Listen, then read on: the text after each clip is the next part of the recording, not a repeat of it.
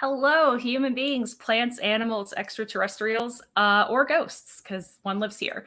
I am Mara Knopic. You may know me from Things I Lurk. I'm going to be joined momentarily by my co host, Trevor. This is a very chill atmosphere. We just want to hang out, talk about movies, TV, current events, the things that we do all of the time in the dungeon proper. And now that we're going to start sharing that with everyone else. So, with no further ado whatsoever, I'd like to introduce you guys to Trevor Matson, honorary member of the Dungeon and co-host of The Basement. Hello, hello, everybody. How is everyone? Hope good. I think they said they were good. I think they said they were good. Yeah, I could hear them over the internet. I could hear them. That's how the internet works. Yeah, definitely. I'm doing well. Absolutely, Awesome. absolutely. It's some sort of waves. I don't know, science. Science. I do know things about science. So does Brandon Hanna. Lots of smart people in the Schmodown. Lots of smart people. Do you want to tell people kind of how you learned about the dungeon? Sure. Yeah, interesting story. So my first Schmodown match that I actually watched was Mara's first match that she played in. And after that, I just started kind of watching the Schmodown. I started compiling a list of every question asked. I still haven't finished, but I'm in the I'm in the process of it. And I posted, I think after I got done with season 2, on Reddit, that place, and Video Drew found it, and she invited me to start just helping her train, and then from then I got introduced to the dungeon as a whole, and in turn Mara and Dan and Parker and everybody else wonderful in there, and now I'm here, so you're stuck with me. The good news is Video Drew is like a softball into the dungeon, because you would think at face value someone would say that she's the weirdest one of the dungeon, but no, we are a cohesive mush of weird, all of us together. So it was kind of perfect, very fortuitous. Absolutely. Yeah. No, Kaiser sent me steaks, so that's dungeon's a strange place. It happened. 100% true story. He sent his parents an offering of raw meat. And now he's accepted, so we're good. And I'd also like to point out, just as a disclaimer, Trevor's parents, his mother, has met me, knows who I am, knows I'm not a creepy weirdo on the internet, despite all appearances to the contrary, and that they are aware of what he's doing here right now. So just want to put that out there. Also, we are going to be doing Streamlabs and Super Chats during this show. And as we move forward, we're going to end up having specific periods of time that are going to be 100% towards Trevor's college fund. So this is not a purely selfish endeavor from either of us. We're going to try to fuel Trevor's education. Because I've heard that's important. I'm still gathering all of the intel, but I've heard that that's vaguely important. So I guess we should pay for it. I mean, someone should. Someone. It doesn't matter if it's me, I don't have the money for it, but someone should. So, Trevor, what are we going to start the show with today? Well, we could start with Loki, or we could start with Black Widow. Any of the Marvels. I lied. I want to do one more thing, because I put it on the list and then I immediately ignored it.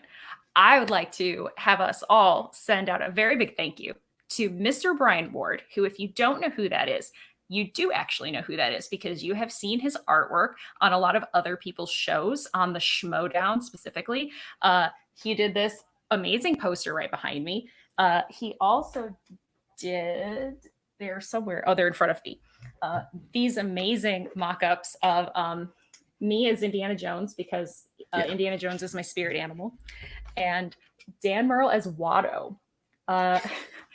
So we were lucky enough that he had time to accommodate us to commission him to do the dungeon, or I'm sorry, the basement. Can't say that D word.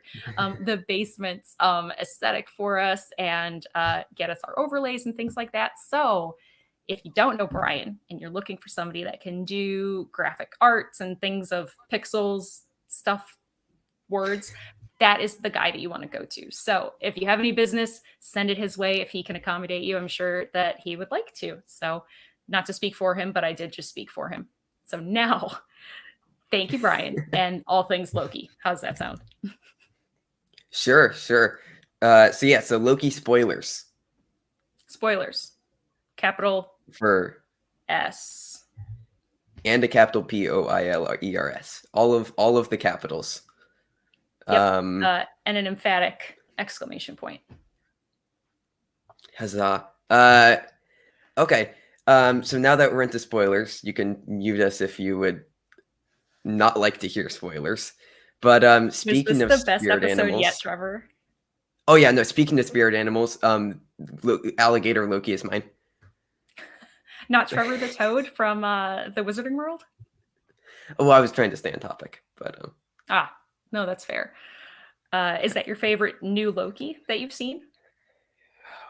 I love classic Loki in the ridiculous 60s costume. I've read first 50 or 60 issues of Avengers just from different omnibuy.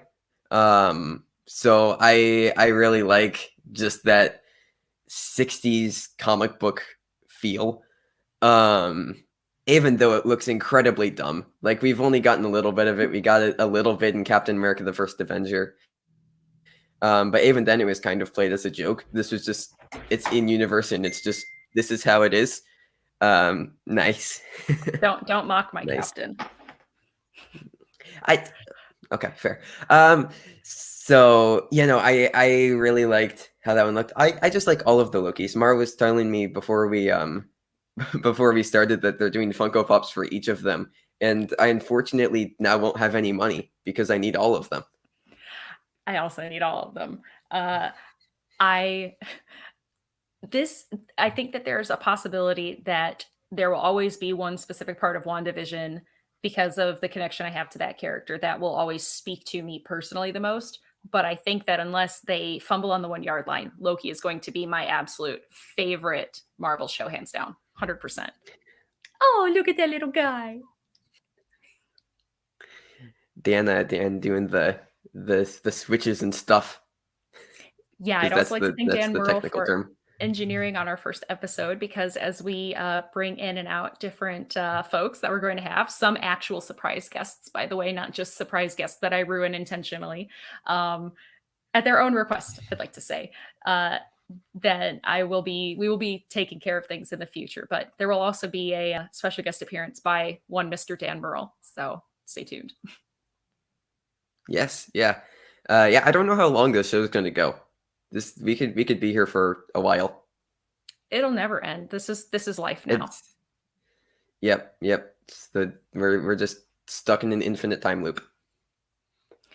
So I gotta say, one thing that I'm really liking, not from the angle that one might think, is I'm liking the kind of will they, won't they Loki Sylvie thing. And the reason why is because I think that the deeper metaphor there is actually one of self-love, because it's a different incarnation of one's self, but Mobius was like, wow, what rampant narcissism. And yeah, Loki is definitely a narcissist in his own way. He's Absolutely. also his own worst enemy in a lot of ways. But I think that there's something to be said there that's actually really heartwarming about being able to look at a version of yourself, whether it's an idealized version of yourself or the version of yourself that you really are, but to find something there that you can love. So I think that self-love is actually kind of like a thing that I'm gleaning from that is really powerful for me. Absolutely. Because I think what's easy to forget with this show, in this character of Loki as he's represented in the show, is this is Loki post the Avengers in 2012. So like, he hasn't went through this character arc. So even if maybe he did, as you were saying, maybe gained some self-love before he was definitely, I would say, selfless in Infinity War. When he died. Spoilers for a movie that came out 3 years ago. That one's okay, I think. I think we're good on that one. But like, this is very like mischievous, evil Loki. And he's going through the journey that we saw him go over the course of, for us, 6 years. He's going through that in like a very condensed amount of time. So it's like we're seeing a lot of drastic changes to his character in a short amount of time. Also, just seeing him form a relationship with Mobius, a total and complete stranger to him. It's Yeah. not like him reconciling his childhood friction with Thor that we saw during especially Ragnarok. It's with this total nobody, someone who is inconsequential to him, who is lesser than in his eyes, generally, you'd think. So I think that in such a condensed period of time and with a perfect stranger, that shows a lot of growth. Big boy Loki right there. Yeah, absolutely. Also, just happy that Mobius isn't dead. Because even with the post-credit scene in episode 4, we only saw Loki's. So we didn't know if it was like only but I'm back because I love Wilson in that role. His chemistry with Tom Hiddleston is like fantastic. They bounce off each other so well. Which is just they're so entertaining to watch on screen. Like it gives those scenes almost like a buddy cop feel to this like insane existential sci-fi show. If I don't see Mobius returned to where he came from, which involves a jet ski, my heart will be empty forever. Oh, that's absolutely the post-credit scene of the finale. 100%. I'm calling it now. He's called we can his shot. Play folks. back the tape and watch me be wrong. Yes. But yeah, overall, I would agree though that this is the best episode thus far. Also, by the way, I did see that Stacy asked if the chat is supposed to be spoiler free. So since we're currently talking spoilers, it's kind of touchy. I know that some people might have us muted, so I would say perhaps try to keep the chat spoiler free, but especially for Black Widow, because even though we're going to talk non-spoilers first, we will do a small spoiler discussion about Black Widow, but I want to make sure we keep the chat 100% spoiler free because not very many people have had the opportunity to see it yet. So yeah. Just to put that out there. Thank you, Stacy, for asking. Yes, thank you, Stacy. Do we want to actually see if a surprise guest wants to join the conversation about Loki? Sure. I would absolutely be up for a surprise guest. So, folks, ladies, gentlemen, plants, animals, etc. I would like to present to you someone that you've definitely seen before. He also bounces around the internet proper. You've also seen him in a little program called the Movie Trivia Schmodown. I'd like to present to you Eric Barnes, the Warfather. There. Hi, friend. Hello. Good to be with you both. I have no idea what you're talking about. Warfather was a roommate of mine that he is no more, and this has to end. I know I kind of look like him, but we're two totally different people. Well, I have For never sure. seen you two in the same place at the same time.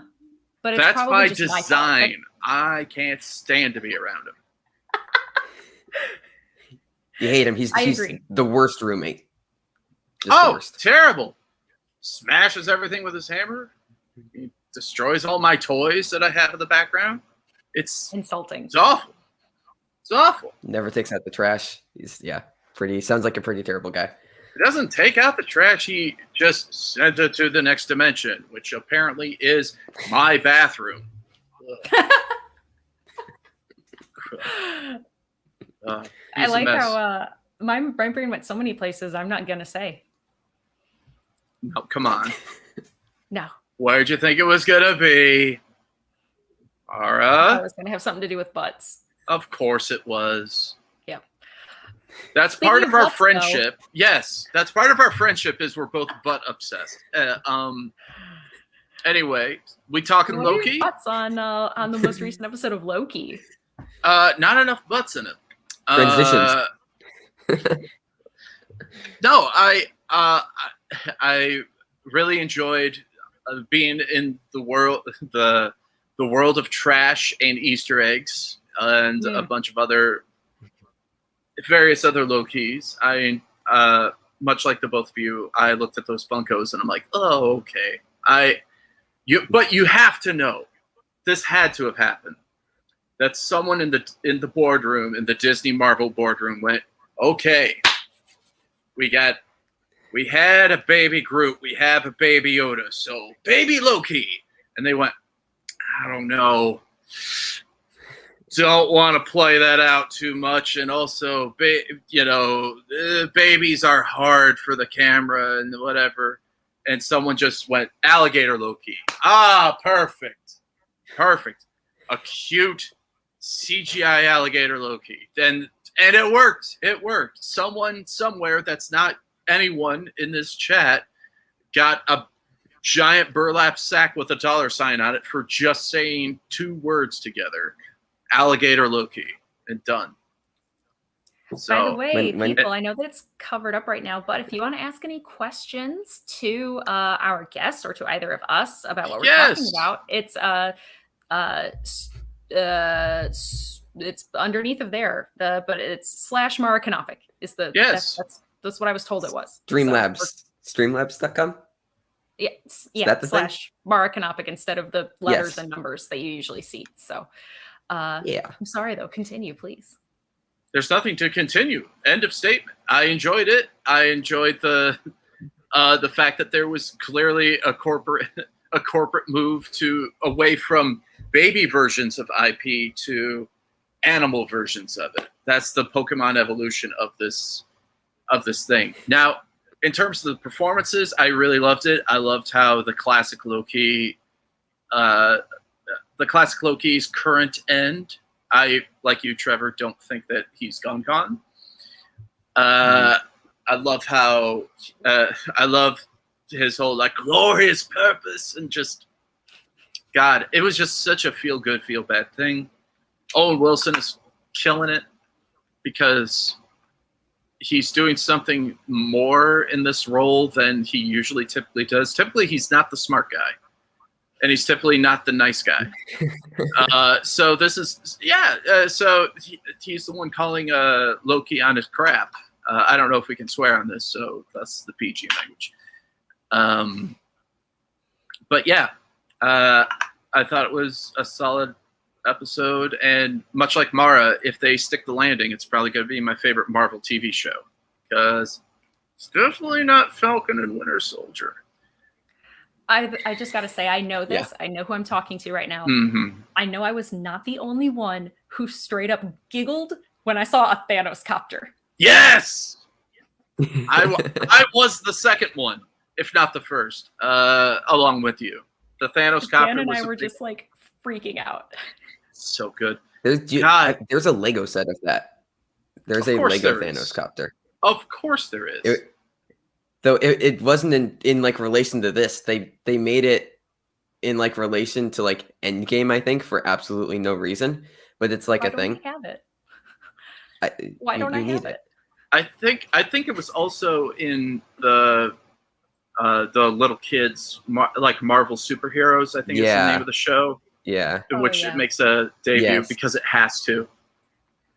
By the way, Trevor, who are you? You seem nice. I am a human being, I think. Yes. I'm 80% on that. I'm a friend of the dungeon. Right? Oh, you're a friend of the dungeon. Tell me more about yourself, young man. Member in the making. We're training him up so that he can beat all of us when he's able to play in the big leagues. Okay. Yeah. Technically, so right now I'm not legally old enough. But more about me. That's very broad. Mm-hmm. I see you like Spider-Man, or at least our Spider-Man, depending on whether that's a costume or a statue behind you. Well, let me put it like, are you Spider-Man? I can neither confirm nor deny. I wouldn't move. have the first idea. Smart move. I see that you are definitely a movie fan with "It's a Wonderful Life" in the background. That's good. You got the Thanos glove. Who's that cat? That would be. I can demonstrate. This is Goose the Flurkin. Really cool. Oh, it's Goose the Flurkin. It's one of them, aren't they? Full with tentacles. Yeah. There we go. Yeah, it's my goose. Yeah, I am 15 years Clara, old, right? so younger than everybody. Yes. Just by that much. Your sister painted that gauntlet, didn't she? Yes, my sister did paint that. Sister's very talented. You seem like a fun young man, and I'm very happy to converse with you today.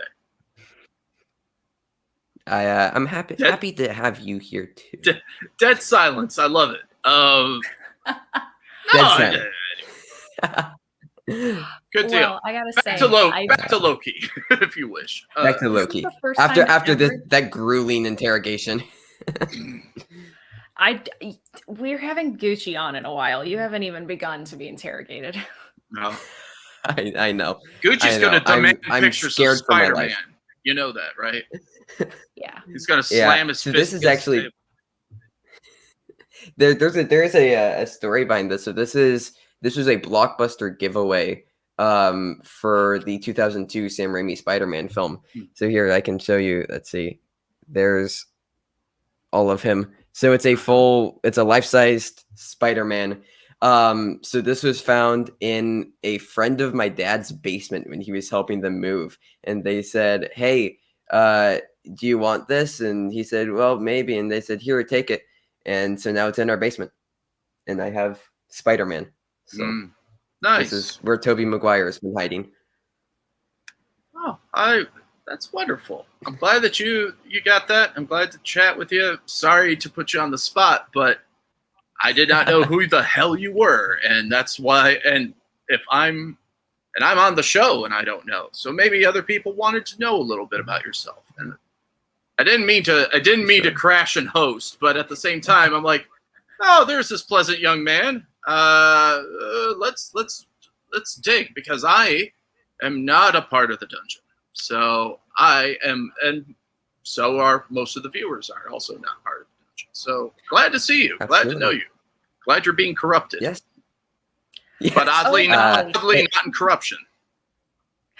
Yeah, no, I've met Kaiser. So that started me down the path, and I think that I will no longer be able to be legally considered a child once I meet Bobby Gucci. So we'll see how that goes later on. We'll see. At least between him, at least I wear a shirt, so we'll figure it out. Yes. I requested no nipples on the show, so we'll see. Now, is that for everybody or just specifically him? That is everyone except the cats, because they don't wear clothes, they just wear fur. They can't control that. So you could dress the cats. You could teach the cats shame.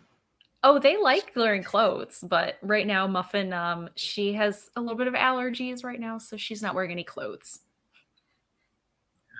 Because that's a thing. Hey, that's they're allergic to clothing. Reasonable. Is that what the deal is? No, but her skin is irritated, so I don't want to make it worse. Cat mom. Gotcha. Cat mom. Gotcha. All right. Well, so Loki. One of the things I'm very thrilled to say, for the first time ever in the history of ever for me, is I'm not actually thinking at all about what this last episode is going to be. Usually, I am full of my 7,243 predictions about everything, of which this many will be right. And I'm still thrilled because I like the discussion. I like talking. I like thinking about it. I'm not thinking about what's going to happen at all. I'm just going to be along for the ride, and I'm here for it. I think that's what WandaVision taught us in a way. Not that having fan theories and discussions are bad for the most part, but it taught us, it's okay to just have them and not be 100% pure invested in them. Because a lot of people got bit in the butt regarding that and got a little salty for just not predicting a television show the way that they wanted, as opposed to enjoying what was presented. And I think after that whole scenario with Loki, it's like, oh, there is a little bit of WandaVision of what's coming up next. But we learned previously from that show to kind of just be like, yeah, have fan theories, but don't get invested in them. Just relax and enjoy the meal that you're being given, not the one that you predicted having. Oh, right. I'm never disappointed when I'm wrong. I just like the talking. Like, I like hearing what other people think and just kind of going more into the world. And I'm perfectly fine with headcanon. I don't need what I think that happened or that I wanted to happen. As long as I can find a way factually to like rationalize it, I'm fine with it just living inside my spirit. It doesn't have to be real. Oh, Mara, I know that. Because you're a good fan and a good person and you're realistic about these things. I just think that many of our contemporaries set themselves up for too much of a fall. That can be a thing.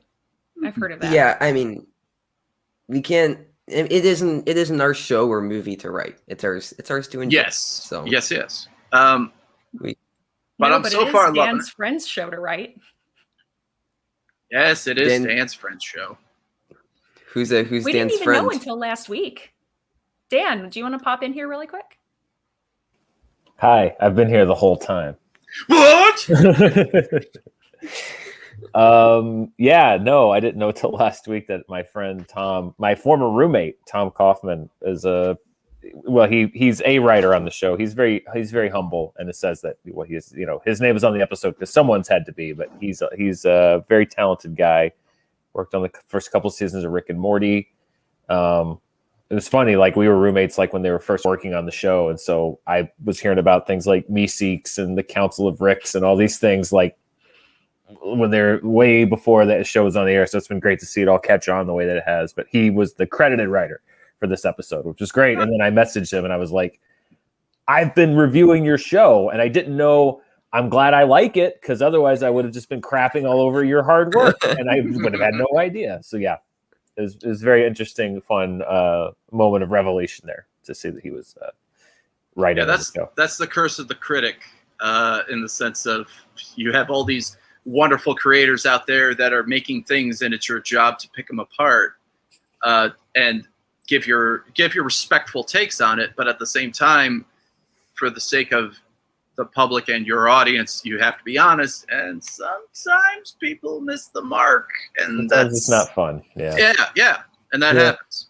Yeah, I mean, ask Leonard Maltin about Gremlins 2. Good reference. That's true. Luckily, he recovered from that heinous attack. Yes, he did. All right, I'm going to go back to lurking in the shadows now. Bye, Dan. Go away, Dan. Goodbye. So, do we want to transition our discussion to the Black Widow? Sure. Unless you guys want to share your thoughts and opinions on what's coming next. Even though we are all in accordance that we're fine with whatever happens. That's the thing. I'm actually not even positing. I have not posited a single iota of what is going to happen because I just want a passenger. All right. What about you, Trev? Same. I'm kind of in the same boat as Mar. My only prediction is that the post-credit scene is Owen Wilson on the jet ski. Other than that, I'm going in.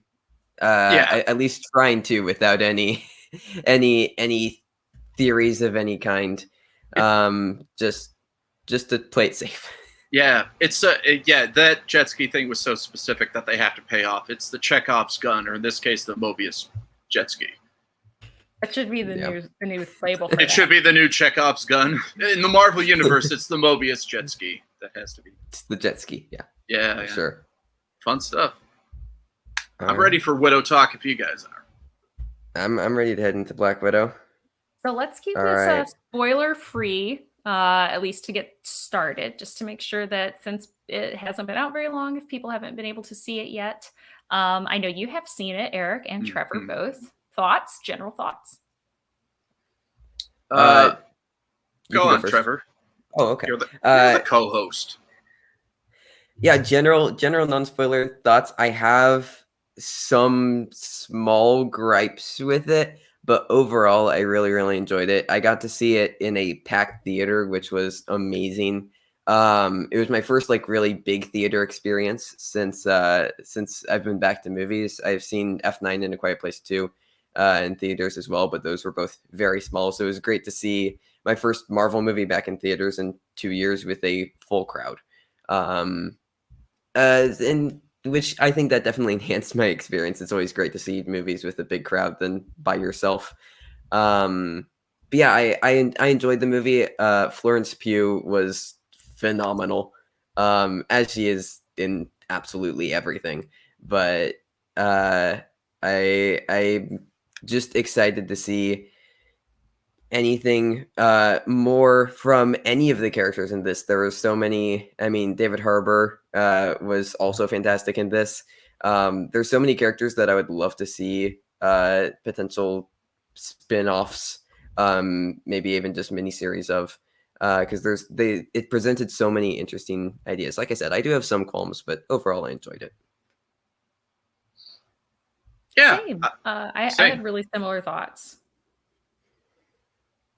I wish I'd seen it in a theater though. We saw it. We screened it at home. Which, if you ever want to see Dan Roll have a nervous breakdown, try to stream something from Disney Plus through the screening app that doesn't want to properly focus and just stays pixelated over and over and over again because the server can't handle the volume and all the critics are watching at the same time. That's a recipe for Dan Merle psychosis. Oh no. Well, that's in my defense. We tried for like Pierce again. it was like 25 minutes of trying to get something that didn't look like it was on a potato, and I was very frustrated by the end of it. I think the problem is this: did you turn off the potato function before you started the movie? I turned off and on everything you can possibly imagine. I'm sure. Okay. No, motion smoothing Why was did still you on, even have Dan. that? I returned our television and got a new one. Yeah. True story. True story. Yeah, it was very. I was not happy. Who could blame you? Yeah, we got it working though. We got it working. I thought you were really going to throw your flip flop at the TV. We saw the whole movie as they're meant to be seen, with my name watermarked right in the middle of the picture. Of course, yes. Yeah. Not a complaint, by the way. I'm very. That's the biz, buddy. We got the review out at the embargo, and that's part of the gig. Yeah. You got to remember that who you are at all times while watching a screener. I hear that. What are they doing, Dan? They have their post dinner energy. They're running around up here. By the way, I did bring for later. I brought the mason jar full of cat treats. So, all right, I'm gonna go lurk again. Goodbye, everybody. Farewell, Ghost. Goodbye, So technical issues aside, enjoyable film, Mara? Yeah, I mean, I feel like, and again, I'm going to keep this very spoiler free, but I think that we can even just kind of tell she's a non-powered hero. That's no slight to her or to the character, but I think it would have worked better as a phase 1 or early phase 2 film. Yes. Just because we've seen, it's kind of like bigger is not always better, but lesser is always less than bigger. And I think it was kind of a disservice to her. And she's an original Avenger. And she's only getting a film now. Not even COVID aside, where she was on the slate is just kind of disappointing. She was a fan favorite, much like the one that is the Razor Adam Witt, who I've heard of. He's around here somewhere. And she just kind of didn't get her due. I think that's kind of disappointing. And it would have made what happened in Endgame feel even more impactful, I think. I wholeheartedly concur. It also would have, I think, a big to-do and a big reason why that didn't happen was because, at least the popular reason behind it, and I'll say it because I don't care, Ike Perlmutter, who was a big part of the early MCU and its development, pretty much shot down most movie ideas that involved a female lead. So I'm just throwing that out there, and that's likely the case of why it was the way it was. I do like how this movie did set up a lot of stuff for the next phase. I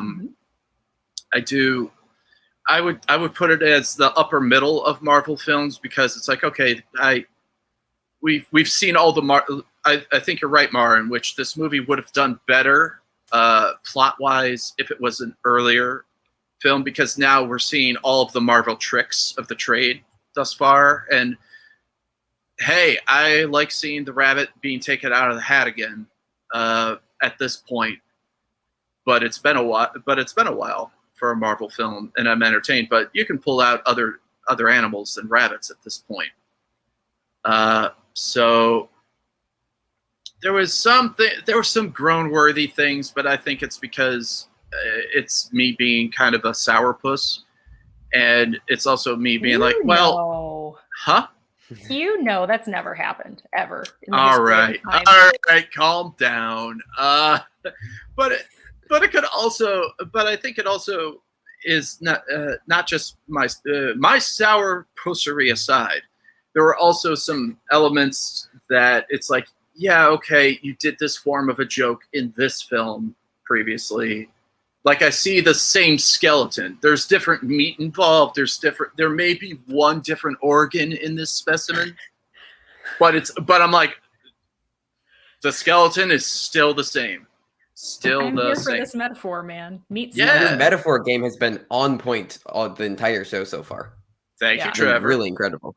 But I'm trying to be as spoiler-free as possible, but I think the two of you know what I'm talking about, though, correct? Yeah. I'm happy to. Yeah, absolutely. I'm happy to make a different metaphor if unnecessary. And there's one specific. That haven't seen it will get it once they see it. Oh yeah, and once they see one very specific thing, I'm like, oh, okay, that's a second round or a 2 to 5 pointer inner geekdom question.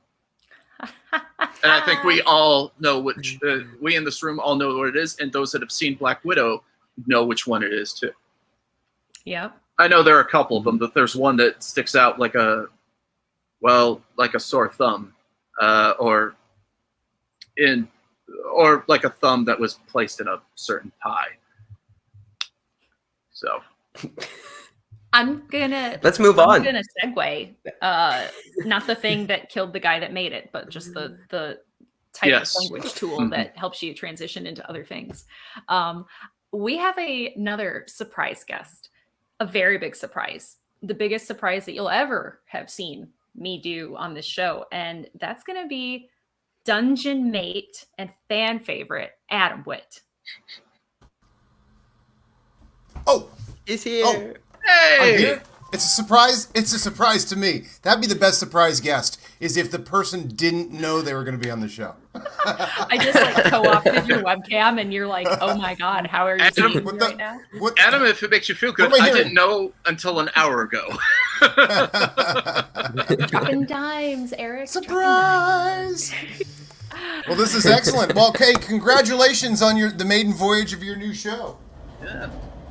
Yeah, thank you. Well, thank you. Gosh, now I feel like we got to name her. Well, she can't be the SS Minnow. That already happened.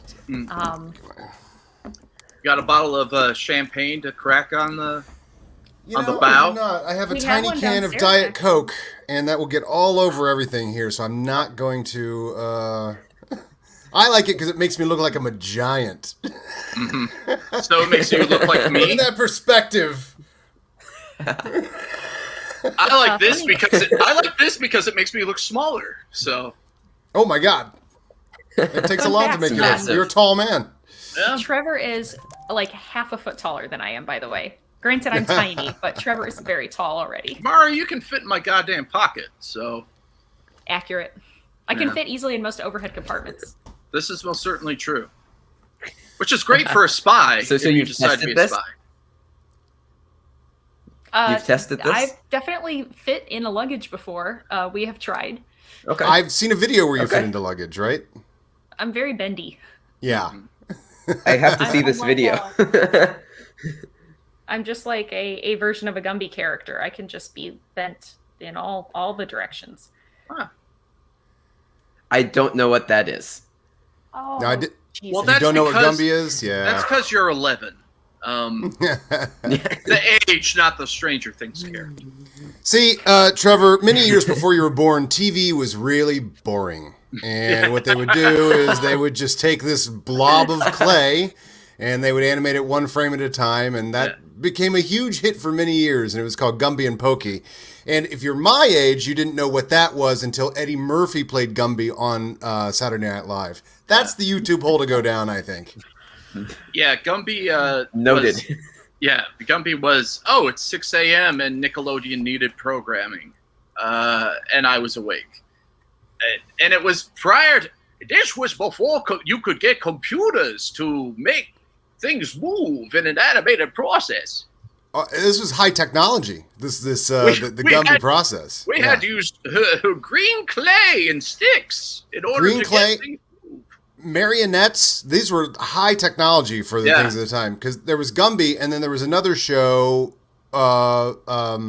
with two that was had religious overtones, right? Wasn't there another stop motion?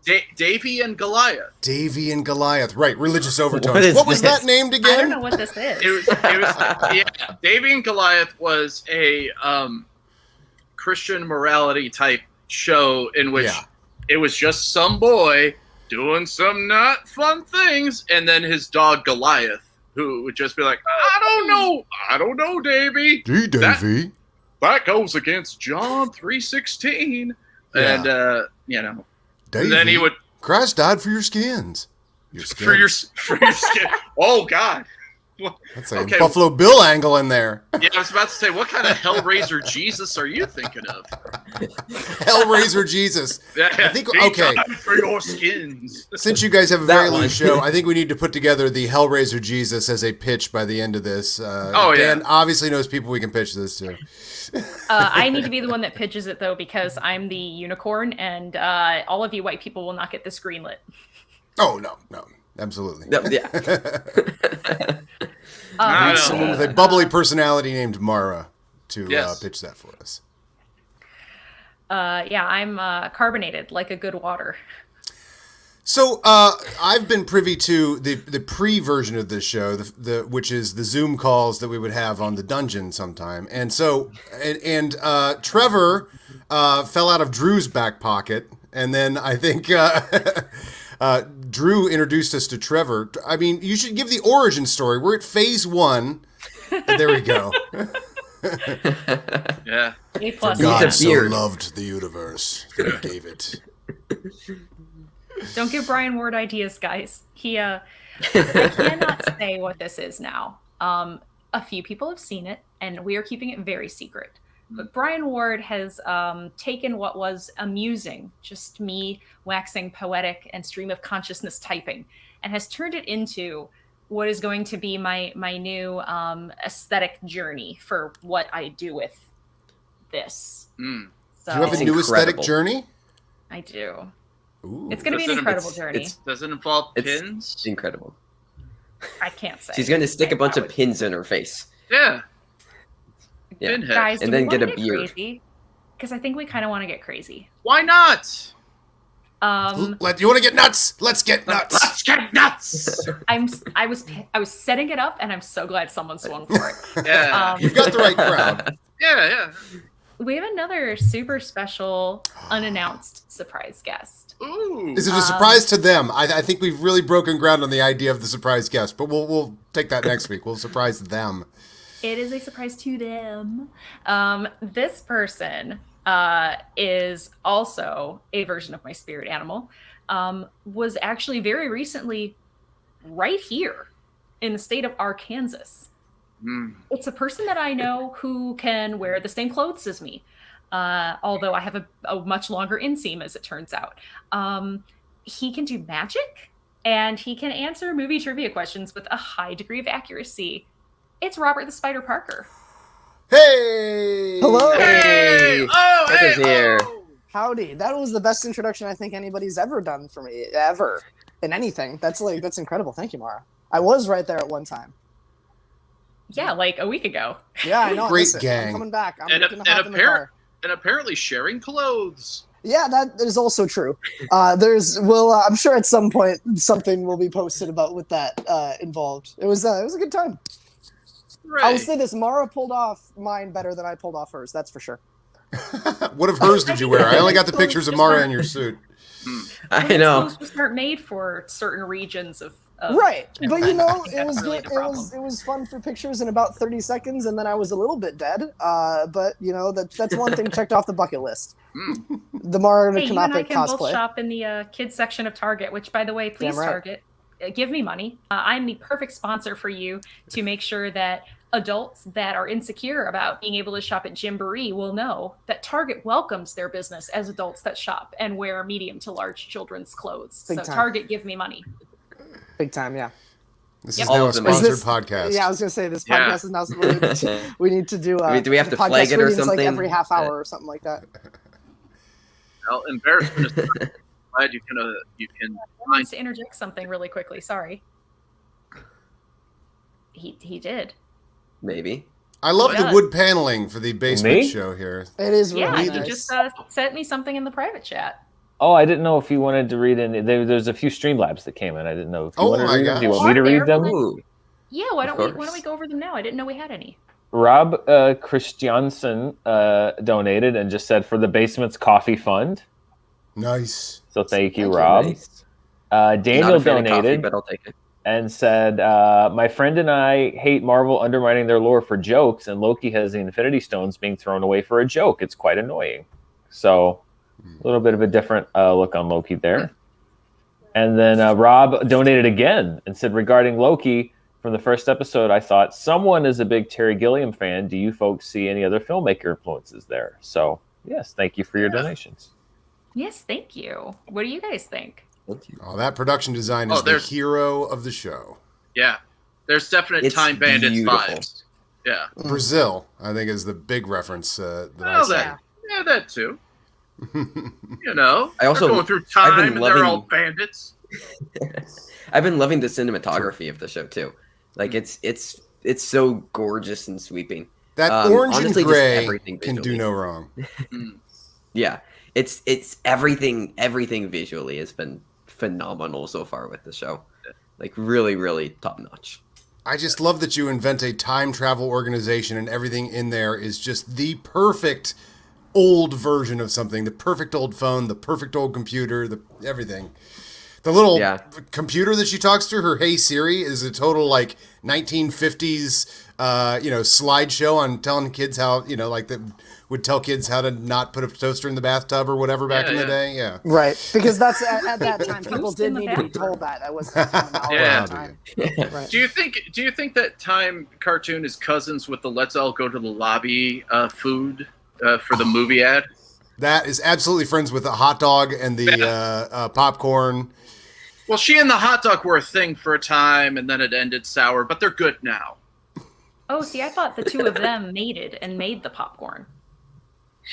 A hot dog and a bun? You see, when a hot dog and a bun love each other very much. Very, very Well, much. that's a hot dog and a bun. I was referring to the hot dog and the clock Miss thing. Minutes. Yeah, Yeah. and Miss Minutes. Miss Pardon. Minutes, right? Yeah, That's she why has there's a a name. reason. as well. There's a reason why she's not called Mrs. Minutes, if you know. Heyo. Well, there was a divorce I she don't doesn't know why want to that talk was about. suggestive at all. You kill me with. I Hey, would Parker, I gotta ask because you're Yes. here and I know you don't have a lot of time with us. I don't. I have to hop out soon. Are you going to do a magic trick? Oh, that's a good question. I probably could. The one Let me. And you're not prepared for this? He's Are you joking? always prepared. I No, love let that. me. I'm on my phone. If you couldn't tell. So let me. I will try to stage it. Is Parker the only one with actual wood paneling in his shot right now? I think that's probably. I think so. quite a bonus. Are you Uh, prepared? Yeah. No, I'm at my friend's. I'm at my one Oh. of my old roommates.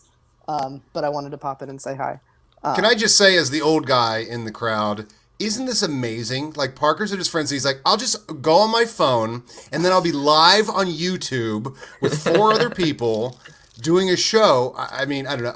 I will never get over technology. I'm just too old to be able to get. I pick up my phone and I go, wow. Like every time. But But that's okay. I believe in living in wonderment. It's a far better place than living in cynicism of any kind. And I think That's you an can all Adam agree. Witt quote right there. Right. I was born into Adam, the world did of you, touchscreens. Yeah. Did you like the magic trick that Parker taught me that we put in the Discord? I don't know Did if I it's see in, that? I don't know if it was. Or was it a in the text chain? Did we not send it to him? We can post. We'll post it at some point. I'm sure. Hold on, I'm going to send it to you, Adam. Just watch it privately. Hold on. It is While- very while good. Parker does a real trick. I will try to. I will. I've never done this one online before, but we'll try. So I have here a blackjack, if you will, the jack of clubs. I'm gonna put that card there just to cover it up. I have a mouse.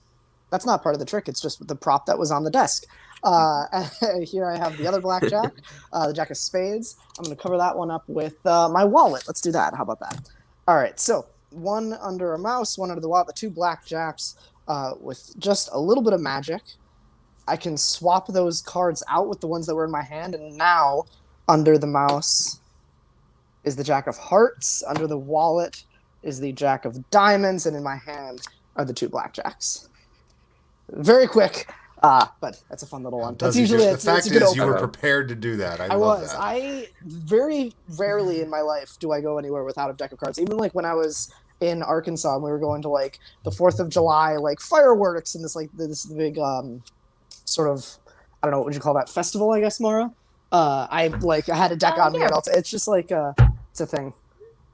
You never know when you're gonna need to get out of a speeding ticket or you never know. I would love to see that. Like the cop comes up and he's like, I "Do you know know how people who fast have you're done driving?" He's like, "Here, pick a card." There's a magician named Stephen Brundage who he has I met him once and he had a story where literally he did magic to get out of a ticket. Like the cop pulled him over and was like, "Oh, where are you going?" And he's like, "Oh, I'm on my way to work. What do you do?" "I'm a magician. I'm going to perform at I don't remember if it was like a corporate function or a school or something like that." And he started doing magic for him and the cop let him go. It's it's a really interesting story.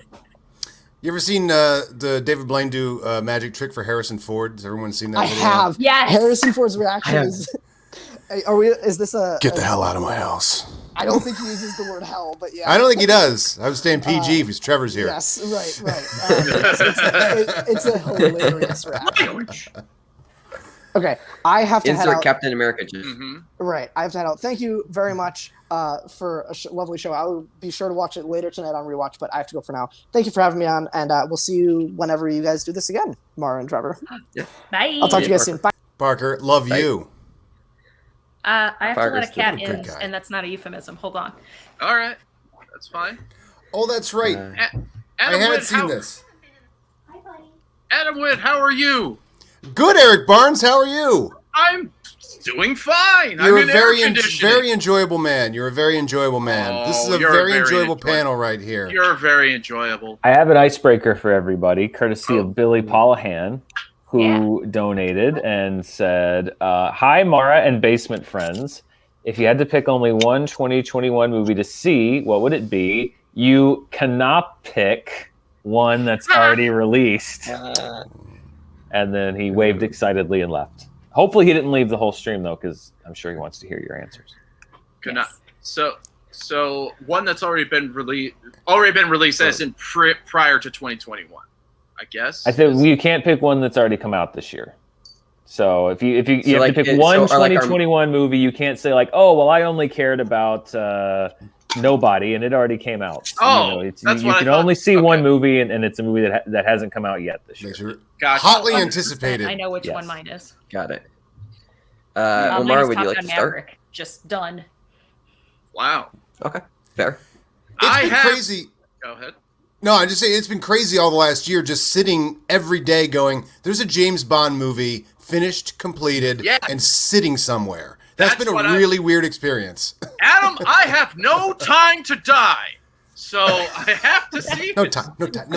I can't do it right now. I can't do it right now. No. gotta wait. No time. I gotta wait. No Yeah, time. that was good. You know, That's up there's a there. special art to James Bond titles, and I think No Time to Die really kind of nails it, right? You gotta It have the really word is. die in there, if certain Yeah, movies. it's not like Kitty, oh, kitty. I Kitty. can't. Are you a good boy? Yeah, look at the he's a look of Yes. disinterest of that good boy. Good boy. But yeah. Uh-oh. We're getting What about another you cat. Oh, is maybe. Pantera Trevor. around?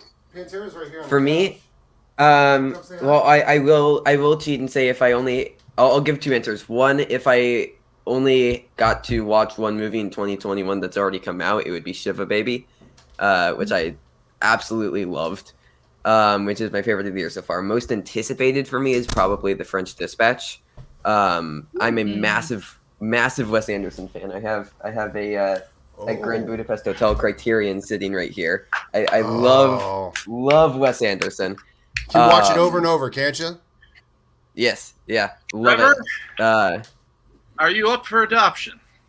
His parents actually love him. He has like invested parents who Trevor gives me hope for children. Like if I didn't Okay, dislike good. children, I would want one.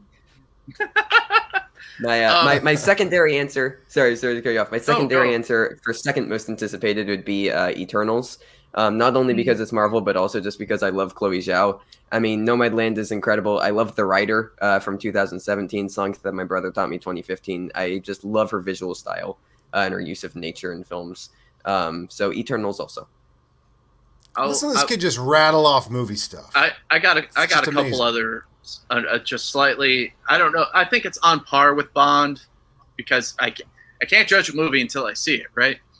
I would say I'm looking forward to Gunpowder Milkshake. Looks Ooh, yes. amazing. Playing at the New Beverly, by the way, in 35. Ah, Ooh. Yeah, Ah, still a few nights with tickets left. So. heck yeah. Well, I'm looking forward to seeing that at a theater near me, literally. And I'm looking forward to Shang-Chi. That'll be good too. mhm. Yeah, for sure. Oh my God. Yes, Oh. that one Also too. on my list. That one Thank- also. Thank I you, was Dan. so Dan. mad Dune. that I have to wait till Dune. October. That's not fair. Thank you, Ghost of Dan Merle. That was up there with Gunpowder Milkshake. When those trailers released on the same day, I'm like, oh, movies are back. Thank you. Hooray. I will also throw out Dune and West Side Story as well, are two that I'm very, very excited about. Steven Spielberg's West Side Story. That's going to be Janusz Kaminski's West Side Story is going to be a sight to behold. It's going to be different. Yeah. It's going to be different. So I've made a bold Yeah. choice. You've I'm made- Yes. I've never seen West Side Story, and I'm not going to watch it before I see Spielberg's because, as an experiment, I want to see what I think about it, having no bias and no knowledge whatsoever of anything about the movie and the story. So Interesting. that way Dan can see it, having been a huge fan of the original, and then I can watch it after the fact and then see how it would have changed my perception. So I've decided It won't not to change watch the anything. original.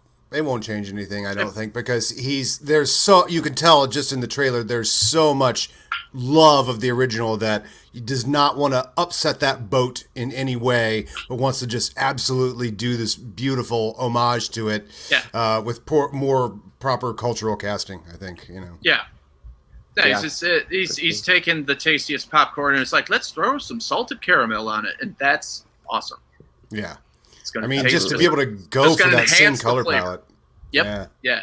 Yeah. It's going to enhance the flavor. Love it. Absolutely. Enhance the So- flavor. That's what you do, Eric. You enhance the flavor. Hey, I do have to say, I'm an editor for the FCL, and I get to edit the promos.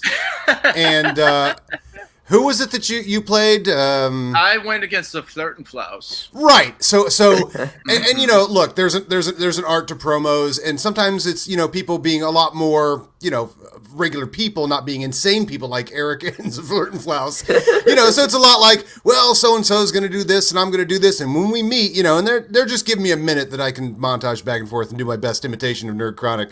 But then every once in a while, you're like, you sit down and you get Eric and Flirt and Flouse, and you're just going back and forth with some wacky music and stuff. That was that was you two are quite crazy. Oh, you made a fantastic piece, and I always Thank you. I do my best to try to add slight variety here and there. That way, you get you can, have a buffet of whatever the hell. I do have to ask: did you have your script on your hammer? No. Okay, because you looked so lovingly at it every time you talked to it. And I'm like, is he reading the script on there? Like, I am an actor. yes. Acting And the genius. hammer was my scene partner. And thus I had to maintain- Yes, and Mm-hmm. Yes, and eye contact. I'm talking to Schmobash. I'm not talking. I know. At It was Schmobash. very believable. Very believable. Thank you. So I have another surprise. I'm full of legit surprises. You today. are. You really are. You always Always are. a surprise. Yeah. Don't count on this every week, folks. I can't be this good. I have another member of the dungeon who is here with us for a limited time, but I couldn't help but think it's time for a game. And when I want to play a game, I want to bring on someone who's got some like-minded energy. So I think you guys know who I'm talking about. It's going to be Video Drew is one word. Hey. Oh wow! I actually expected it to be Kaiser, so I was kind of prepared.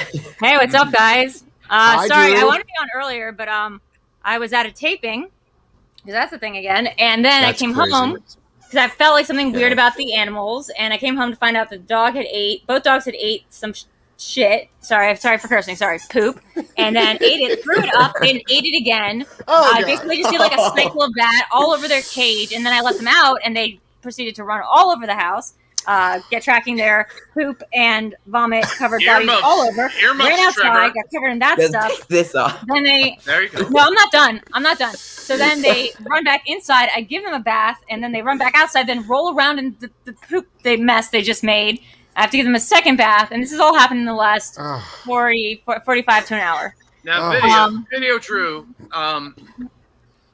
Yeah, what's up? This is going to be this could be a private matter, and I don't mean to kink shame. No, go ahead. Your oh yeah, dogs she wouldn't into- talk about private matters after that. Are your dogs into scat? I think that after this, The music, have to yes. be. Yes. They have to be into that's scat. Days like this, I wish I was into scat. I wish this was my thing, so I could come home to a pleasant surprise, and this would just be like, oh, no, well, lovely. I Oh never wow! thought of that point of view. People that You know are into what? that come home, the dog's pooped, and they're like, yeah! Yeah, yes. They must be like they have a dog first, and like the dog is like an okay thing, but it's mostly a byproduct of what they want, which is those golden nuggets. Yeah. The whole house. By the way, we also have Chance staying with us right now, so like his stuff is I'm hoping okay. They're gonna be coming home soon because I didn't even stay and watch the matches, so don't ask me what happened. I don't know. The whole scenario just is today. I missed you, Video Drew. I miss me too. I miss me too.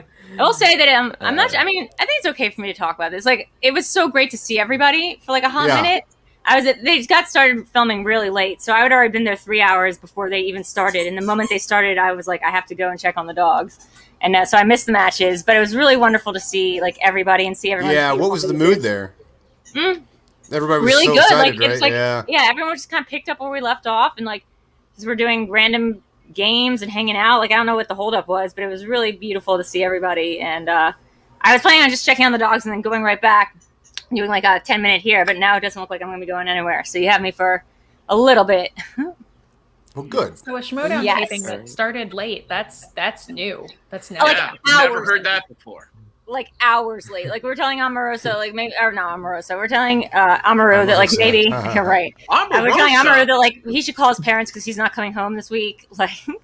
I had that no kind of idea. I had no idea Omarosa was a part of the Schmodown. She is the Wow. head of that episode, that season of The Apprentice. Yeah. And I think like one of the early Trump people who then turned against him, Omarosa, villain, but possible like redemptive arc. She's so good at inner geekdom.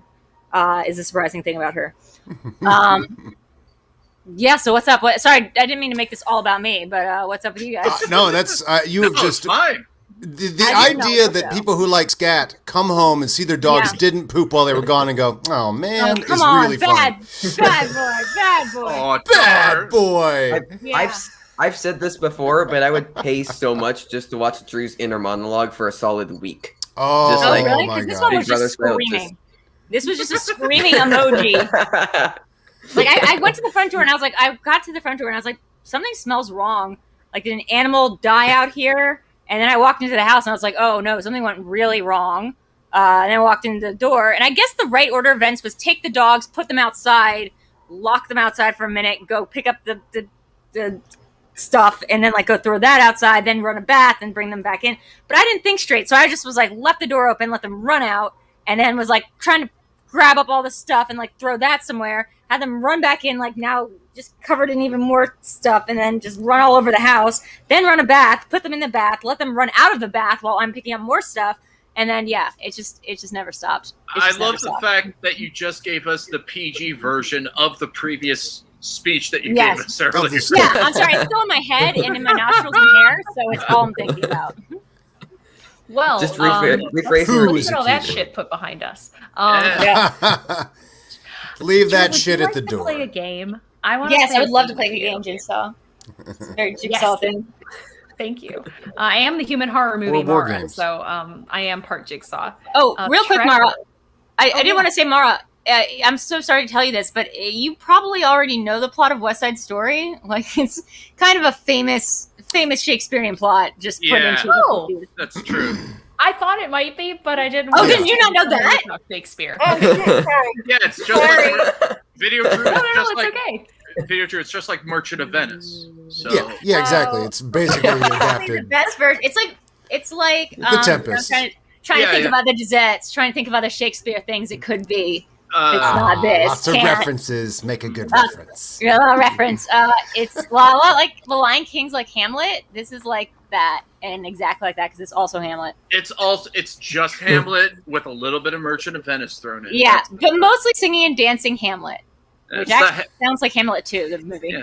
Yeah. Hamlet 2. Henry the the movie. Fourth Hamlet Part 2 with 2. Steve That's Coogan. the Hamlet, play. yeah, I've It's seen a Hamlet comedy too. with Steve Coogan. It's Yeah. really good. Yeah. Anyway, Oh, yes. game. I will shut up now. Well, All right, so Drew. Trevor, you're the baby of Wes Bentley and oh my god, my brain just farted. Well, you're, that's you're right. the baby of Wes Bentley, so you're the game maker. So please make a game. Yes, yes. So this is something. This is one of the first games that we came up with. This is the prequel, sequel, remake, reboot, crossover game. So basically, how this works is I will give you 4 movies, and everybody here should get a chance to play. I have 5 sets of movies, and I can always come up with more very quickly. So how this And we'll works, I'll start give with you you, 4 Drew. movies. Yes, Drew, Sorry. you'll get to start. So say again. So- real quick. It is the prequel, sequel, remake, reboot, crossover game. So I'll give you 4 movies. You have to Mhm. pick 1 to do a remake or reboot of, 1 to make a sequel or prequel of, and then you have to select 2 to cross over. And So you it's have to like give me your FML. elevator pitch for each of To them. make a cinematic Okay, so it's like universe out of. FML, but like for like Yes. movies. Okay, gotcha. Yes. Got And it. so yeah, and I need your elevator pitch. So Drew, your Yeah. 4 movies, and some of these will be like trilogies or franchises that will be in here as well. So your 4 things are Bong Joon-ho's Parasite, Mm-hmm. the Dark Knight trilogy, Mm-hmm. Pulp Fiction, and The Shining. So Okay, well, I need obviously you the to do a crossover. No, I have it. I got it. I got it. Okay, got it. Got it. So what it's going to be is The Shining and Parasite are obviously the crossover because it's about a family that's like living in a house like secretly that is also infested with like ghosts and stuff, which I'm pretty sure just is Parasite, and like they're working at the hotel house, so that's like already a thing. Perfect crossover movie. It's like Parasite if it had gone in the direction I thought Parasite was going to go in, which is make it a horror movie. So that's just done. We're done with that. And on to the next thing. You said the trilogy was which one? It So was it's Pulp the Fiction Dark Knight and- trilogy and Pulp Fiction.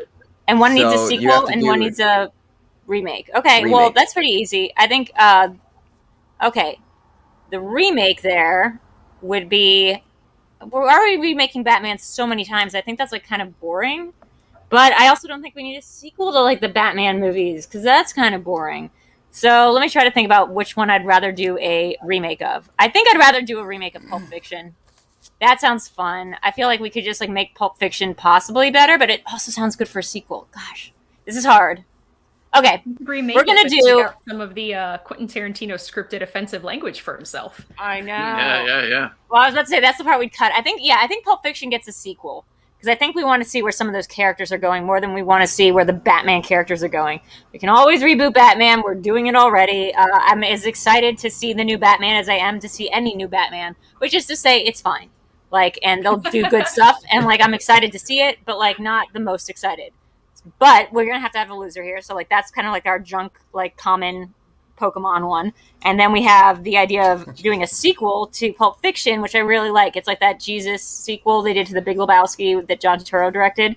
We're doing like that. Oh, how weird is that? The Jesus rolls? Yeah, very The weird. Jesus rolls, yeah. We're gonna do the Jesus Yeah. rolls, but make it about Pulp Fiction. And what characters are we like really dying to see again? I think we're gonna follow up with each of the characters that are still living, and like go, kind of go out of order and see where like Samuel Jackson is, see where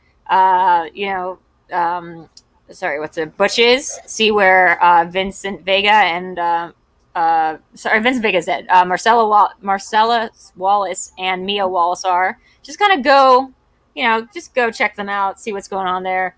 And I feel like maybe Samuel Jackson's become like a preacher, and he's like gone and like done this Bible tour in the South, and like comes back and like to After LA he's done walking the earth? Yeah, he's done walking the earth. We are especially going to focus in though on Steve Buscemi's Buddy Holly character, which apparently is now confirmed to be by Steve Buscemi the character from Reservoir Dogs, Lying Low, which is like the dumbest idea I've ever heard. No offense, Steve Buscemi, but like if your character felt that way about tipping in the 90s, I don't think being a waiter was the best idea, especially not a waiter at the place where canonically also Michael Madsen's brother, Vincent Vega, goes to eat. Like, so maybe just don't go to a really high profile place where you're weird looking and very noticeable.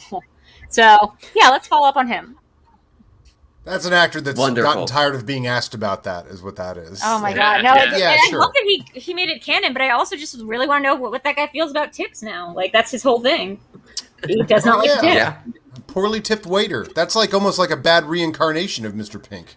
Yeah, Yeah. but like also like, why would he want to do that? He has enough money, and like, why would you lie low in the city where you robbed a bank? Like, aren't you supposed to go somewhere else?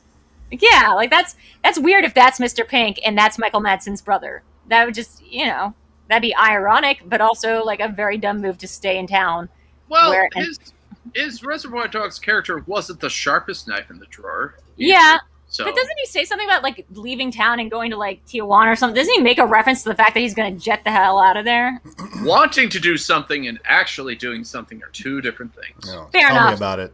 Lying low in a very like obvious diner where like everyone's dressed up and mobsters go and take their wives and take their mob bosses. It just seems like a very silly idea. But like, you know what? Yeah. Let's make the whole movie about him. I've changed Yeah. my mind. The whole movie is on this issue and That's this a great character. idea. A whole sequel on the Buddy Holly. Yep. Yeah. Mr. Pink, aka Mr. Pink. Yeah.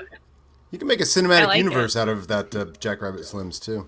I mean, you absolutely could. Like, I could see like a Lodge 49 or whatever. I love it. All right, All Adam, right. you're up Wow. next. So wait, Adam, Drew are took you ready? off like she created this game. You give me 4 things, and I have to give one of them a prequel, one of them a sequel, one of them a remake, and one of them a crossover? No, one of them's a sequel, So one of it's- them's a reboot, one of them's and 2 of them are crossover, right? Okay, I'm So- rebooting So, one of so it's them. one of them. One of them go is a ahead. prequel or a sequel. One of them is a remake or a reboot, and then 2 you have to cross over. It's like Parasite and The So- Shining crossover. Okay. Yes. So You have to, like, Adam, kinda your think 4 movies are Inception, Inception. Kill Bill, The Whole Bloody Affair. So both of them. All right. Oh, you got a tampon. That's cute. The Truman Show, and the Blade Runner franchise. You get a tampon. Okay. Of the Blade Runner franchise. That's a really lofty term for 2 movies. The By the way, duology. then we have to describe what my remake was that I told you about, Trevor, when we tested the game. Oh, jeez. There was were a it? couple. Go for it. There were a couple. I have to think. Just go ahead, Okay, well, Mara. while you're thinking. Yeah. So Trevor had given me 4 movies. I don't remember what the other 3 were, but I selected that I was going to remake Tenet, and I was going to do a shot for shot, scene for scene, line for line remake, except the part where the girl is like, you don't have to understand it, just feel it. She actually explains what's going on and explains the rules and establishes the boundaries of the universe. And Oh, then so make it everything a else is movie. Exactly the same. Oh, so Everything you else make is it a exactly movie. the same. Well, Take you wouldn't Tenet hear and her. make it a movie. That's right. Okay. Mara, the problem is that she could do it shot for shot, line for line, and she can explain it all, but you wouldn't hear one word she said because of the I actually forgot. I did specify that I was going to change the audio mix. You are right, Drew. I completely forgot that I had told Trevor that was the only other change. So yes. There was another one where you were going to remake or do I think it was a sequel to Get Out, and it was called Get In. Yes. Yes. Was another thing? Man. Oh man, what was it though? Was it was about getting into a people- car? You got It was like Inception, people right? forming into different bodies. I do have It was- Inception. yes. What else you got? Yeah. I have Inception, Adam's- Kill Bill, Truman Show, and Blade Runner. Now, a couple of these, I Okay. think. I want to do a prequel to Truman Show just because I think it's really funny. Yes. Like to just watch someone have to create all of that that's suddenly revealed. Yes. Like you have to It's pitch Paul that. You have to Giamatti's find the character. baby that's being born. You have to do, like the actual setup of that whole thing, Yeah. which makes it a really natural crossover for Inception. Yes, I want to They get like have the to very create like this stressed entire- out, the Paul Giamatti like stressed out assistant to Ed Harris, like having to go run these errands is a perfect prequel. Yeah. Like that's his story. Yeah. The pre-production is the story. I love Yeah, it. Yeah. very Synecdoche, New York, or Schenectady. Yeah. New York. Because every time I see like a pit full of alligators in something in a movie, I'm just like, I want to see the entire movie about getting the permits, digging that pit. Then you have to care for crocodiles. You know that the superhero that you're hoping to trap in that pit full of crocodiles isn't going to come along necessarily today. It could be years in the planning. You know, you've got to feed those crocodiles. And you know there's a scene where it's like, what is this? What, we got you? No. Those are alligators. I said crocodiles. Yeah, that's like a And then sentence. you have to take them Start back. all over. Yep. Wait. And I then he just has to wanna know, explain to his minions like the difference between a crocodile. No, they have a longer snout. Look at the snout. Adam, how many movies have you seen where there is a pit of specifically crocodiles? Like that's not even like a Loki episode. That's a specific like. I feel like that's in one movie. Maybe you guys. Okay, there's not a lot of pits full of crocodiles. There is a pond of crocodiles in James Bond Live and Let Die. Yes. He has to run across them. I think we've all seen the footage of that. There is a pit of sharks in another James Bond movie, but in the extended version of Superman, the movie, there is a pit of lions that Lex Luthor makes Otis have to feed in the extended version of Superman. That sucks so bad for whoever like was the person who wrangled the animals, only to find out that scene was cut. Like, oh man, we brought those animals from Africa. Listen, they got paid anyway. So They got paid. What about the trim and pre-production would mostly That's just true. be the logistic paperwork of a company buying a child, because like they just have to create a fake town. They don't need a pit of alligators. They just needed like a coastal town to like clear out. what say if it's the fake town has What a zoo, process. Drew? I mean, like all they have to find is like a woman willing to pretend to be a wife like for her entire life, and I feel like that's most people who want to be on reality television. Oh my god. Now, I think the natural crossover there is Inception and Blade Runner, because somebody took acid and then accidentally created their own reality, and it looked like Blade Runner world. So I think that the guys are planning on, someone that can create, procedurally generate their reality, and they're creating all these pretty things or interesting things in the regular movie, but then they give the person that's supposed to create the world they're going into, they give them acid or something, and then they go in and they're like, this is not what we're looking for. This is what is this? So what you're telling me is androids do dream of electric sheep, and we will find out exactly Yeah. that they do In that when we go version. into their dreams. And we will That's it. implant an idea within that dream. Yes, and It will that be might a- be able to dwindle. It Or will not. literally be a dream of an electric sheep. Oh Yes, wait, guys, I yes. forgot to mention the one thing. That is Get the the fuck best out of magic my trick. I house. wasn't on air. Yeah, get out of my house. Get the hell out of my house. He does curse. I think he says seen it that twice, before. and the second time he curses, he goes, "Get out of my house." Then he goes, "Get the hell out of my house." So good. Did I've he seen that just until, like, 2 years yell ago. "witch" at the at the magician? I just like how over it he is. Like he doesn't know David Blaine. He doesn't want him in his house. That's just a very genuine. Get out of my house! Like get off my plane. Get off my house. But I forgot to add one part of the story that's really important to what happened to me before I came on air. I left a stick of rancid butter in my bag all day. So at one point I was trying to find tissues. Yeah. Go Oh ahead. my God. So there's a Wait, question in the why? audience.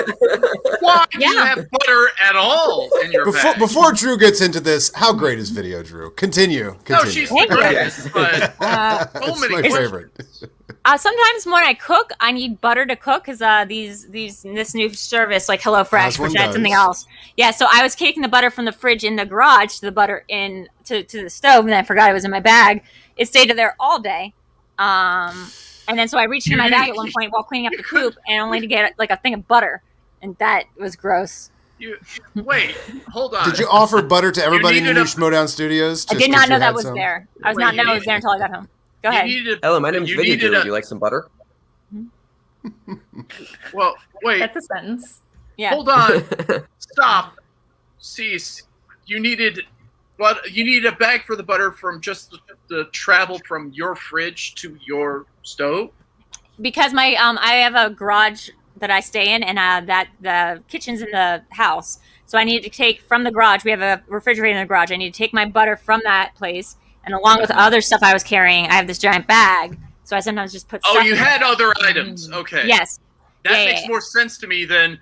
Oh man, it's a arduous 20 feet from the fridge. iPad full of butter.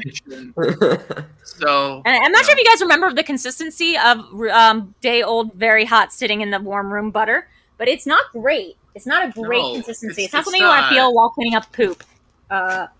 It's definitely. If you had to choose. Yeah. Something to stick your hand in while cleaning up poop. I think it would be poop, honestly. It's not going to turn into Would You Rather gross edition. I hate my life right now, but I'm so glad I have you guys. So but also, the prequel to Inception, prequel would be Inception as well, because that would be a total mind screw. Because you're going back and back. No, the prequel is What about Kill Bill? What about Kill Bill? Like some corporate espionage. It's a really boring movie. It has nothing to do with the dream states. It's all just about Cillian Murphy and like Takanawa, or like Ken Watanabe's character, like fighting over some like boring boardroom BS, and that's the entire movie. It's just you can't hear a word of it. Kill Bill, you just remake, but like in the total line of a slasher movie. You just somehow just fit all of that story. You Quentin Tarantino-ize that movie and just make a real, actual trash, like 80s movie out of that story. I would like to see that. Like a straight-to-video, like a Golden Globus movie from 1985 of Kill Bill. That would be my remake on that one. My thought about Kill Bill is like, Kill Bill's great and all, but like, have they ever considered it'd be cooler with guys instead of chicks? So like, what if we just remade Kill Bill, but like made it like dudes? Like that'd be really cool. Would people be a ninja movie?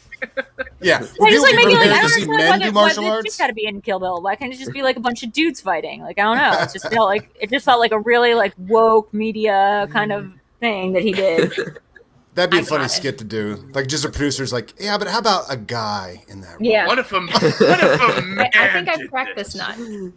I think we do that, except it can be males, but it has to be male alligators. Male alligators or male That's it. male strippers a la like Channing Tatum in Magic Mike. So like it's like just some eye candy. And we make them do their own stunts. Yeah, and now going back to Adam's movie, now all of the gator wranglers have to check underneath to make sure that those are male alligators for the film. Yeah. That one's laying eggs. That can't be here. Well, luckily, here's what you do. You get a thing of butter, you grease up your hands real good, and then you just stick it under there. Is it better with rancid butter, though? Yeah, I didn't know butter could go rancid this quickly. It feels like it's way too short a time. This was yesterday I put butter in my bag. I don't know, man. It's only been in there for 24 hours. Less than 24 hours. Oh, God, and God. Also, how was I there for Schmodown? How long does it take? Your lifestyle astounds me in all the most wonderful ways, Video Drew. Oh, let me tell you something. That means that I was hanging out with the Schmodown people for 3 hours, going in and out of my bag, picking stuff up without ever once touching or coming into contact with this rancid butter. But noticing something smelled weird, like in the place, and then got home, did a bunch of other things, took my hand in, came out just with just the whole thing coated, flames seeping from my head. I'm just glad you're airing this out here, because I know it would be weird if like a lot of people in the studio today, when you ran to them, were like, I haven't seen Drew in a while. She smell like rancid butter now? Well, I'm a little bit mad because I was like going to go back and I was going to be like, oh, you're right. They probably do think Sam Levine thinks I smell like rancid butter now. Like he's going to just have that in his head. But who cares? The fact that I left right before anything started, and the fact that I like will now not know the things. I told Eric, just don't come home. I was like, just go stay out. Tell Chance to stay out, because if I see anyone right now, I'm going to have like a little tantrum. So I don't want to do that. So I don't want to have like a tantrum. So just stay away. I'm going to do more in Trevor's show, and I will never talk to anyone ever again. That's it. So when do you think they'll be done? I was supposed to meet them out afterwards because Rachel Silverstream is staying at my place while she's here. Oh, that's right, she is. Yeah. I don't know. Probably they're already done. Probably now. Yeah. The matches themselves don't take too long.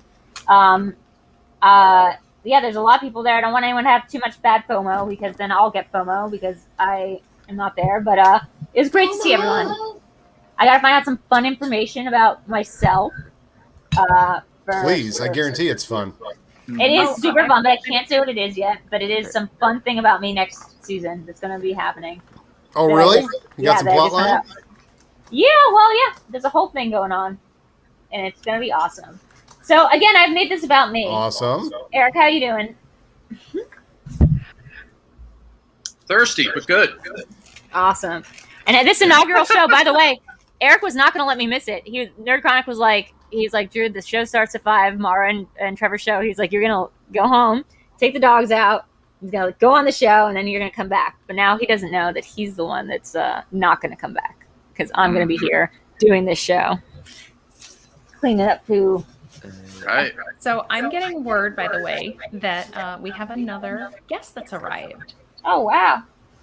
Yes. Good. So he is one of my favorite cinephiles. I can spend hours talking with him about movies, and we do routinely.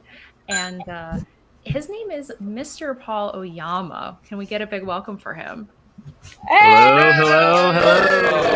Hey. How's it going? Hey, Paul. Good. Not great. Man, I can tell you what I was expecting from the show, and the last 15 minutes were not in the first million on the list. But I'm delighted to be here, nonetheless. Chaos magic goes wrong. I'm so glad you didn't. This is what happens when Video Drew is here. I heard the rancid butter, and my hand was hovering over the exit, and I was like, "No, I'll stay right on." Thank you so much. Everything is everything. Yeah. Truly an odyssey. Can't be anything. Homer would be so jealous. Indeed. Dan Merle, I'm getting some word from the chat that we're not checking our Streamlabs. Do we have any Streamlabs we need to go over? Dan, do your job. I'm staying on top of the Streamlabs. We have one from Amber that donated and just said, I don't have a question. I'm just saying I love all of you again. Amber. And yeah, that's the only new one that I've seen come in. I'm sorry, I was looking for a time to interject, and it really was not presenting itself. So I was just riding the wave. Butter. Yes, butter. All over. But that's the only new one that I've got. Let me for see. us. Yeah. So can I ask a question? Is this show going to be on this time every week? Is this a weekly show now? Or is this Yes. We're gonna mess up people's lives every week at this time. I'm excited for it because like not enough things happen during this part of the day on the weekend. I forgot what weekends are like, but generally I think of them as like amateur hour. Like weekends for me are not the time to go out. Like Tuesday nights you go out. Right. So like Totally. Saturdays are actually free. Well, Paul, would you like to play this game? Oh, I think I'm gonna be absolutely terrible at it, but I will give it my college try, I suppose. You don't have to do it as quickly as Drew. I don't know how she did that, but I had to like sit and think for a second. We'll talk the while other you side of think. the butter stuff is I'm Indiana, really you're good gonna at be my fine. We'll Yes. see. Also, Adam, I do have a game later for you as well that should be fun. It's specifically for you. Fantastic. Oh, Fantastic. Next time I do this show, yeah. I want to bring a game. This is a. Is it a game of wits? Is that why? Yeah. Oh my god! Yeah, Yeah. I knew that was coming. All right, we're gonna have to do that. That's a thing now. I'd say I've heard them all, Yeah. but I don't think I went to school with very clever kids. Like I'm like, no, I've heard like 2 of them. Yeah, but they're like you have a very ribald wit. Like, I don't know. So, in Paul, fact, would you like to there hear was your not a 4 lot of movies? plays on Witt when I was in school. It was all they made fun of Adam. They never made fun of Witt once. was I don't there think they to knew make fun that of that word. Adam? You went to a school of I do make fun dum-dums. of Adam. Wait, what do I have to make fun of Adam? Adam was Where's Eve? I don't know. Like, yeah, what do you even Right. say to Adam? Adam Where's Eve. Adamant was a recording artist at the time. I mean, these aren't put downs, but everything sounds like a put down when you're in like Hey, third Ray grade. You're like, Palmer, "Ah." Adam. Yeah. My name was not Drew at most of my life. Growing up and during the age where people make fun of you, my name was Sarah because that's my first name. And Oh, so that's right. all I remember is one kid got out. The Sahara Desert's really flat, and he was trying to talk about my chest. But the thing was, I developed very early, so like everyone else was like looking at him, being like, "What are you talking about? Like she's got big boobs," and so that didn't even work. That's You the missed one the time- opportunity for that joke by like 2 weeks. All right, Paul, you ready? As ready as I'll ever All be. right. I don't know if I'm ready for anything that happens on this show. Your 4 movies are Joker, 2019. Oh, is there a throw out in the trash There's a category? crossover. You can cross that one over. Oh, how dare you! Spirited Away, Okay. I mean, that's the sacrilege. crossover. That is by the way. sacrilege. That is That's a crossover. All right. Then Fight Club. the next two. Okay. and the Back to the Future trilogy. What was the third one? Fight What Club. was it? Fight Club. Back to Okay. the I got the Future crossover. I got the Okay. crossover. Okay. The crossover is Doc and Marty go back in time to stop Todd Phillips from making the film Joker. That's got to be my crossover. I think Joker would join Fight Club. Wouldn't Joker love Fight Club? Joker loves Fight Club. Oh I yeah, mean, he'd be perhaps. I mean, he won't exist because this will not be created, and he will not be a character in my universe. The last. Why two do we movies. hate Joker again? I forget. Oh my god. Because I didn't. I don't. But I don't go read what I don't go Wait, read why you know what other people Edgelord hate means? superhero movies because I've Well- spent too much of my life with them that's making exhausting. no superhero movies. Do you know? That's Do you know what exhausting. edgelords are? Do you know what it's? Do you know what an edgelord is, Adam? No. Okay, so an edgelord Hey, is. I'm making my. Did pitch they fight here. the I'm making my GoBots? pitch here. This is my space. I'm staking my claim. So it is. So Go ahead, the remaining, I have reboot / remake and sequel / prequel. Yes. Yes. Man. Or I mean, it's I not would- slash, it's an or. I would be down for just like another kid having a self-discovery journey at the bathhouse. So I guess Spirited Away would be the sequel. Yes. Because it's like it would be a separate thing. Like Yeah. I don't want like Chihiro 2, the teenage years or something. What if like a prequel about how the sisters like got that bathhouse? I already got a title for you, Paul. Spirited Return. Oh no. Oh, nice. Wow. Spirited back, yeah. Spirited and now. And then I guess that leaves me with Fight Club for the remake.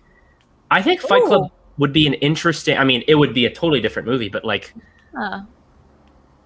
I don't like a race changed version of Fight Club. I think would be kind of interesting. I don't know specifically which race, but I think like changing that dynamic really alters. I think a lot of the social politics of those characters, and I Definitely. think makes the Yeah. world Yeah. different. Yeah. And like it says different things about like consumerism and stuff coming from people who are ethnic minorities. So I think that would be interesting.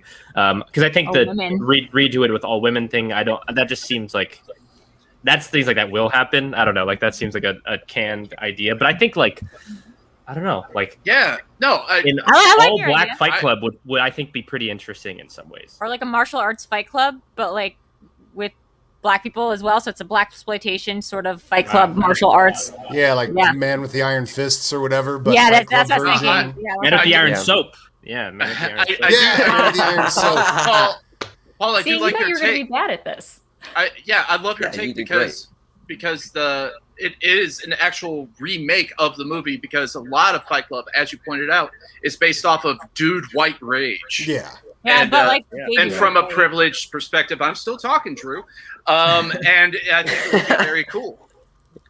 Yeah, I just think that'd be an interesting sort of. I honestly am not a big fan of Fight Club, but I think it's a super interesting idea, and the things that it's playing with is really, I don't know. I think those are fascinating, and I'd love to see what that looks like through a different lens. So those are my pitches on the fly. Maybe I'll change my mind tomorrow, but as of now, those 4 film / franchises that would be.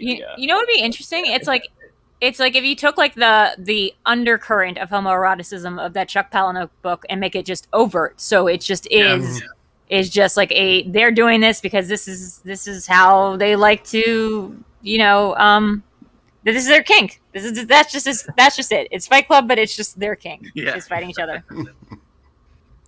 Agreed. Yeah, I was gonna say this. That sounds like Beau Travail, but like the American remake. I don't know, but that's Yeah. an interesting version to look at it. Yeah. Well, especially since Palahniuk is gay, and that's the funny thing. That's the funny thing that all these dude cishet straight bros have embraced this what's supposed to be a satire and a poking at white straight dude privilege and expectation. Would White not male be the last time irony is lost on. But no, it's the same thing with Fight Club. Not Fight Club, The Matrix. You know, like everyone who talks about like red pill theory and all that stuff, and it's like, you do know the Wachowskis are trans women, right? Like that whole world that you. They do not. Whoever's saying that does not. Oh, the whole thing. They don't do the reading a lot of times. Some of these people that are outraged. Yeah. Oh my god. God. Yeah. Woof woof. All right. So great pitches from Paul. So would Eric or Mar, would you guys like to take a stab at this game? And Adam, as long as you have more time to do this separate game for you. Okay. And by the way, I have think it's pitches for Eric's you turn. guys. Whoever hasn't had a movie yet, I can give you 4 movies. I would Okay, like to I have 2 left, so I have some for Eric and Mara. But if somebody else comes on, I'm more than open. So Eric, would you like to go next? Yes, I would love to play. All right, your movies are Get Out, The Lord of the Rings trilogy, Seven, and The Breakfast Club. All right, wait. I got an idea for this, Eric. Nice. A prequel for the Lord All of right. the Rings trilogy. It's set before the events of the movie. Uh-huh. Some similar characters crossed over, but not all of them. Okay, I hear you. Paul, I love this. I love this idea so much. I'm going to give you $500 million to do it. I don't know, For each guys. entry.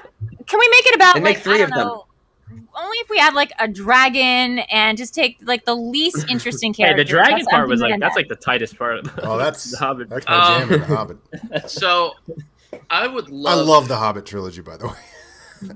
So I would love to do. Okay, so apologies, since I got yelled at previously. I would just like to interject that we got a Streamlab in from Daniel, who said, not me, who I was gonna said, say, is that just you? said this is a very fun first episode. Mara, you're doing great wrangling everyone. Well done. P.S. I found Worse Than Butter in my bag, and Joker is just a terrible remake of King of Comedy. That's, Yes, it is. yes, I mean, you're it is absolutely King right. Comedy. So Yeah. thank you, Daniel, for that Streamlab. Thank you. That By take the is way, not enough to sorry, make I have to some step butter in go here and rancid. say, people need to stop saying such and such is a remake of such and such because there are similarities. Well, That's it so is- weird. it Like is- a remake, I'm like, do you know the plot of King of Comedy? I but, mean, like, the thing about just King of because Comedy- he wants to go on a show doesn't make that an entire remake of the thing. But having That's it like be De Niro and have the background look exactly like the one from King of Comedy, That's a and having, deliberate reference to the King of Comedy, yes, because Yeah. he likes the King of Comedy. Doesn't make it a remake. That's like overused oh, it's not, yeah, it's not a word. remake. No, it's just like Yeah. it's not a remake, but it But I is. hear people do that a lot. It's like, oh, it's just a remake of this. I'm like, I think you mean it Ain't makes homage. reference to that. Yeah, Yeah. I think they meant, but I don't think Todd Phillips knows what the difference is between the two. Like, so I'm like, Oh, like no. because what was the City on Fire also had people named Mr. Yeah, White, that's Mr. very, very Reservoir But- Dogs. A literal remake. I'm like, guys, or like the other one, Star Wars, the Hidden Fortress. I'm like, it is not a remake of Hidden Fortress. They would say There it was are a definitely remake of- references. No. oh my god, Uh, no, it's not a remake. It's just like, yeah, there's references to it. I would It's say like the the difference. the roots of the thing. It's not the Yeah, whole. but tree. it's just That funny. makes People sense. use the Yeah. word remake. Inspiration. Like remake has become a I think overused it's term in a weird used way. for exaggeration. I mean, I think it's a remake of a lot of the ideas, which I think for me is what I think of when something is like remaking something is using the core themes and ideas. Yeah. Like Yes, the I actual agree with plot points, I don't think are as important. If you're like remaking something, it's about like what it's I about. think Anyway, Go ahead. I think I know what I would like to do. Mm-hmm. First off, I'm gonna go. I don't know which is the strongest of ideas, but I'm just gonna go with it. I am going to do a crossover of Seven with the Breakfast Club. Yes, great idea. Oh my god, that's perfect. Because I want Wow. each of the kids in detention to represent one of the 7 deadly sins. Which Or they one do. of the days of the week, because Saturday is Oh. Saturday school. Exactly, and that's the thing is that they Monday. and that's the thing. If it is, they have to kind of and it's all different types of murders that are appropriated from their specific sin. Because Ooh. what's her name? Molly Ringwald. Oh, Yes, taped Larry thank you. Lester's buns Yes, together. Molly you know? Ringwald is vanity, so to speak, and Right. The one that I would And like. they get killed in the way that sent them to detention. So, like taping Larry Lester's buns together, like that's how he gets killed. Yeah. And the guy who in gym class or shop class tried to say whatever he tried to do. Gun. Yeah, Anthony Michael Hall. Yeah. Yeah. So that's my crossover. Great idea. I like that a lot. For Get Out, That's pretty good. Get Out, I kind of don't want to touch at all, but since it's part of the game and I'm forced to, I would go with the prequel. And the prequel is essentially how this organization found itself. And how, get these these certain people. What if it takes place and it's the 1940s and it's like the Olympics and it's all about the grandfather running against Jackie Robinson? Yes. And like losing out and like being like a pro person of color person, but then also And that can be the crux that starts this whole thing. Wait a second. What if you revealed that Jackie Robinson was someone whose mind had been swapped? No. Why? I don't want to be politically incorrect when talking about Get Out. Never mind. Why are you answering to the name Babe Ruth, Jackie Robinson? right, yeah, exactly. It's something like that. Like I just think that like that is a good place to start it because he just goes to sign his name, Babe Ruth. Oops. There's a lot of those experiments that were being done, and not to bring it down a notch, but all those experiments that were being done like in the camps during that period of time while the Olympics were happening. It just like is a very like rife playground to play. Not playground. That's a wrong word, but like it's a place where somebody could get like someone with good intentions could get the wrong. Like could be really messed up by what was going on during the climate of that time. Who would play Jesse Owens in this scenario? Ooh. Oh, yeah, I said Is Jackie it Robinson. Stefan James reprising the role from the film Race? There you go. Crossover with the Race. So by the process, I said Jackie Robinson. Yeah, and I said Jesse Owens. That's why I asked the question. Because you mentioned Nuremberg and stuff. And Nazi stuff. Yeah. Anyway, so by process of elimination, I picked, I guess, Lord of the Rings is remade. I would love to see it in more of a, since there was a very well done, I don't want to remake it, but I have to. But if I'm going to, let's go insane with it. Let's make it more of a Mad Max looking Lord of the Rings. Less walking. Less walking, but there's still the scarcity of oil. Everyone is just kind of leathered up with spikes. Just if you watch Mad Max Fury Road, they kind of look like the Uruk-hai. I was gonna say Gollum kind of looks like a blood bag a little bit. Gollum looks like exactly. What if we did Lord of the Rings but make it present day, like how people are always trying to make Shakespeare but put it in space and like Shakespeare, but what if it was today? And like what if we did that but Lord of the Rings, like Lord of the Rings, but it takes place in Neo Tokyo. Like, there you go. That more if we're just doing it in Tokyo. Yeah. Or fuck it, make Lord of the Rings in 2021 in the United States, and they have to throw the ring into the Grand Canyon. Give it to Lena Dunham. Oh yeah, have her involved. I'm fine with that. It's just called Elves. Elves. Listen, Lena Dunham is Gandalf in this remake. Okay. Yes. Finally got to the gender swap. There you go. Florence Pugh is Frodo. It'll be Greta Gerwig. Greta Gerwig, definitely one of our fellowship. God. Fuck. Would you cast yourself? Would you cast yourself in it at all? That's the question. Would I cast myself? Yes. Would you be part of the fellowship?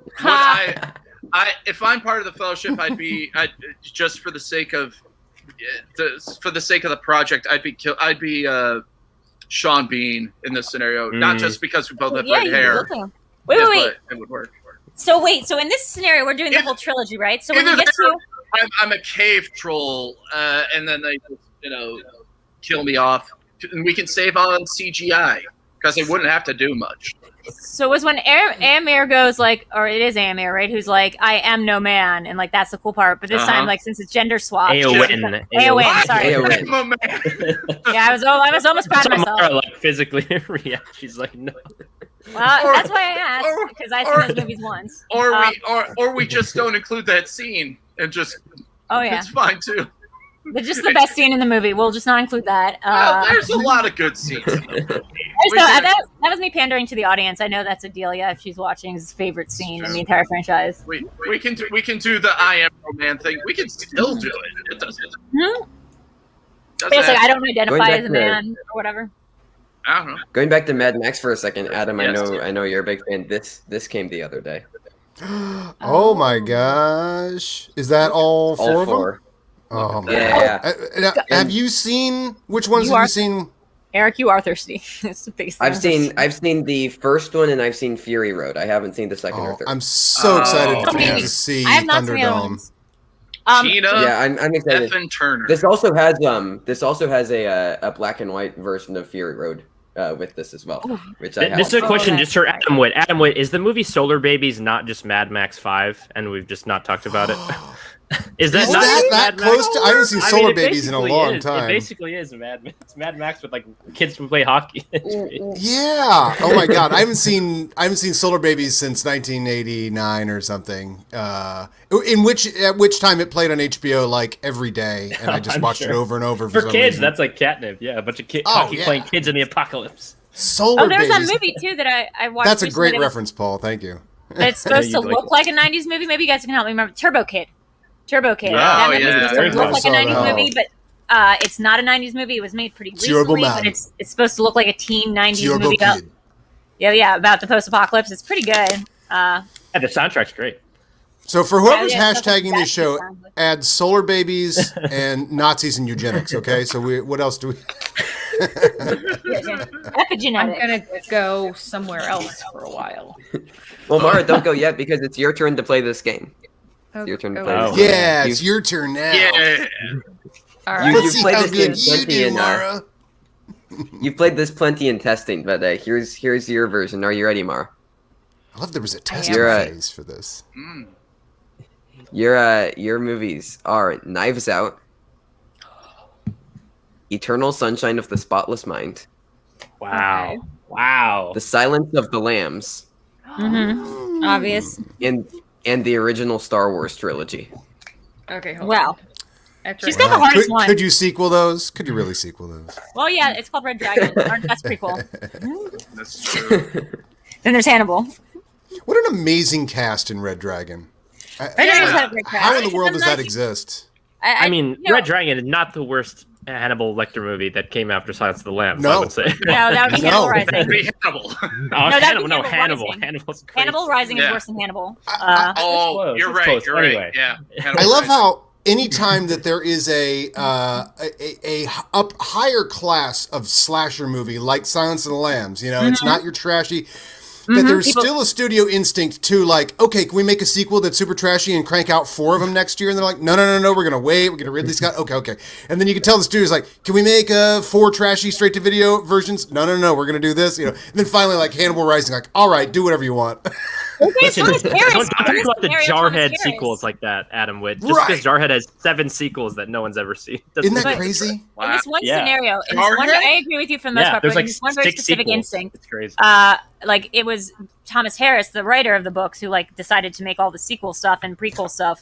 Yeah. And in the books of Hannibal, Clarice ends up with Hannibal, and they run away to Austria and like get married, and they're That's like a crazy only story. it's nuts. Like she likes it, and then she runs away with them, and they are seen at the end of the book by the black guy who was guarding Hannibal in Silence of the Lambs, who he kind Yeah. of befriended. So that guy goes to Austria. And Oh is my at the God. opera and is that Hannibal Lecter and Clarice Starling? And they're like all done up and like fancy people. It's so crazy. That's That like just how he seems chose like to end the story. That's insane. That seems insane to me only because a security guard can afford a flight to Austria and go to live theater. Well, because Hannibal Hannibal poking holes in helped the him plot blow right up. there. Like Hannibal glowed up his life for him. He was like his life coach. So Hannibal told him like Oh. what stocks to buy and like how to like invest in your life. And he worked for Mason Verger and got a lot of money during the events of Hannibal, the book Hannibal, because he was like one of the Mason Verger helpers, and he helps Hannibal out. Oh, well, plot hole covered. Yeah. Hooray. Wait, so what was All the right, third I movie got that Mara has again? So it's So Eternal her Sunshine, movies- Knives Out, Silence of the Silence of the Lambs. Lambs, and the original Star Wars trilogy. Oh my god. All right. I gotta tell you, I would love a Knives Out Star Wars crossover, but this is Mars game. Well, Daniel That's Craig is in where I'm both. going with it. Sabers I'm out. doing the Knives Sabers Out out. Star Wars original trilogy crossover. Nice. Sabers out. So the way I see it is that we're going to see the events that occurred in between, in every gap of Star Wars movies that we have. We have events that are alluded to or expanded in either canonical or non-canonical versions now, with the novelizations, etc. I'm going to basically have the Knives Out cast, and we're going to be like involved in either all Rebel things or all Empire things, and they're going to be the social dynamics of the dramas that happen inside of those organizations. Please tell me one of the characters is Benoit Blanc Kenobi. And Ryan Johnson gets to direct it. Ryan Johnson directs it, pisses off everyone. Oh my Yes, god. there you go. He has to have a Oh my co-director. God. That's the only way I'm allowing Ben, I haven't heard that name in many years. Yeah. I hope but he's like the C-3PO character because he's kind of irrelevant, but he just shows up in like every scene. Oh no, I disagree. I think he's going to be prominently featured. He's going to be my BB-8. He's going to be the cute thing that's That's out what I'm saying. front. Yeah. Wow. Kentucky Fried Droid, whatever you I'm want. just imagining That's like what I'm Alec saying, yeah. Guinness, Obi-Wan as Great Yeah. Nana, who's like standing at the window, staring outside. I like the idea we're bringing Michael Shannon into Star Wars, but we're gonna make him like an impotent Michael Shannon. He's like Oh, not no. Darth Vader. He's just like Grand Moff Tarth. You know, like he's just one of the lesser bad guys in this world. Well, I really want a Chris Evans in my Star Wars, so this is happening. Yeah. I want a love Jamie Lee that. Curtis in Star Wars, so that works for me Oh. too. Yeah. There's so many things. Like this is And just a Like marriage he's I think is definitely not going to end in divorce. like Keith Steinfeld's gonna be in a Star Wars, and that's enough for me. Like that's Yeah. perfect. All right, you And done it everything in again. Star Wars will be in Star Wars. So I'm gonna do another prequel to Silence of the Lambs. We're again gonna go into a gap area in between what we've already seen. I'm not gonna guarantee whether or not this will be a Hannibal-centric story or if it will be Hannibal in the peripheral of the story. So I'm I like making no that. I like guarantee. that. Okay. And I'm gonna do a soft reboot of Eternal Sunshine. And honestly, just for entertainment value, because I don't want it to be good. Because I want the original to be looked at as a Trashy. superior film. Oh, I'm going to When you say cast soft it with reboot, what do you YouTube mean? stars. Trashy straight to It's all gonna video. Oh be my YouTube god. Soft reboot. So I want Logan Paul. I want Jake Paul. I want PewDiePie. Damn it, the I two want of all them. of them. Oh. Joel Wait. and Clementine are going to be the two. Nice. Yep. Yeah, it's gonna So be that's PewDiePie, where and I'm it's gonna going be. with it. Oh. Oh, wait. PewDiePie. Remember, Mara, Post can we it make in my that movie bedroom a right now. COVID movie? Wait, so that does Dan everyone's Merle filming from only count their as a homes? YouTube star? Does Dan Merle count as YouTube? Will he be I wouldn't cameoing do in this this to Dan movie Merle's as a IMDb YouTube profile. star? Can it be a live Different, stream? different Can it grade be a of live Damn. stream star. that Damn. goes backwards? A live stream that goes backwards, so you're making less money as it goes on. Like you're starting with like $1 million, and your donations are going down. Yeah, I I wouldn't want do it this to to Dan be- Merle. I wouldn't want this on his IMDb man. filmography. I want I thought someone photoshopped away. Dan. I saw the flannel next to them, and I was like, Put "Whoa, that is that, away. is that Oh, Dan?" See, I want to at least be fun and entertaining, not necessarily good. Make it Lauren Lapkus and Oliver Platt, for God's sakes. Ooh, what a weird age gap, though, right? That's I a big know. age gap. That's the problem. I think we've got a new game. Recast Lauren Lapkus and Oliver Platt in any movie as Hell a yeah. as a I duo. am very pro Platt, as The front most page. know. Yeah. Yeah. Ooh, actually, Oh, I you're wanna you're reunite, famously pro Platt. I mean, she's famously- good I at drama. wanna I'd be, reunite Bridget Fonda, Bill Pullman, and Oliver Platt. There I want to you go. reunite them. There you go. Oh, man. I want to make Funny Bones, which is a really great movie that not that many people have seen with Jerry Lewis. That was his name. Yeah, it's got Comedian? Jerry Lewis in it. It's obviously a And- remake of the Bellboy. and Lee, not Lee Pace, Lee something else. Who's in Something About Mary? Lee He's in Evans. Mousetrap. Lee Evans. Oh yeah, Lee Yeah, Evans. Lee Evans, yeah. Good call. Is that I the love that star of Mouse Hunt? Mouse Hunt. That's right, not Mousetrap. And who directed Mouse Hunt? God, that was my Or favorite. Verbinski. Isn't that nuts? First That's movie. great Oh, trivia. man. Yeah, wow. It's yeah. kinda like Verbinski. It's kind of like how I'm into like John Patrick Shanley right now, and like how the guy who wrote the screenplay for Moonstruck also Have you gotten wrote to and Wild directed Mountain Doubt. Time yet? Have you Oh, yeah, gotten to yeah, that's Wild the one we Mountain started Time? with. Oh man. Oh. That was crazy. But then to find out he wrote, directed, and made the made the stage play of Doubt. That's his. So Oh, that's, wow, yeah. Yeah, and then he Joe versus did the Volcano? Is that him? That's what we're doing on Yeah. Cinema Bias this week. Is Joe versus the Amazing. Volcano, and Amazing. we're back. A dinosaur dinosaur. story. Oh yeah. That's John Patrick Shanley? Yep. Yeah, his Oh. career, man. Wow. It's like James Mangold. It's all over the place. Oh, I totally watched We're Back. I've never seen that. It's with John Goodman. He's a talking dinosaur. Boy. Not great, let me tell you. By the way, Mara, Not are you great. would you do a Star Trek 6, which is to say to do a Who Done It in space with your crossover with Star Wars Ooh. and That's Knives the Out? market. Yeah. Yeah. I mean, that's kind of where I was Would it going be a with That was such a cool mode for Star Trek 6, I thought. Adam, would that Oh, be a it's Who just Stun It? Oh my Who's god. done it? No. Eric Barnes to the win. Hashtag it. There you go. I like it. What would you have? Mara, Take it. you're very good at this game. It's like you've played this before. Is this something you guys like practice a lot? Because you came up with that really, really quickly.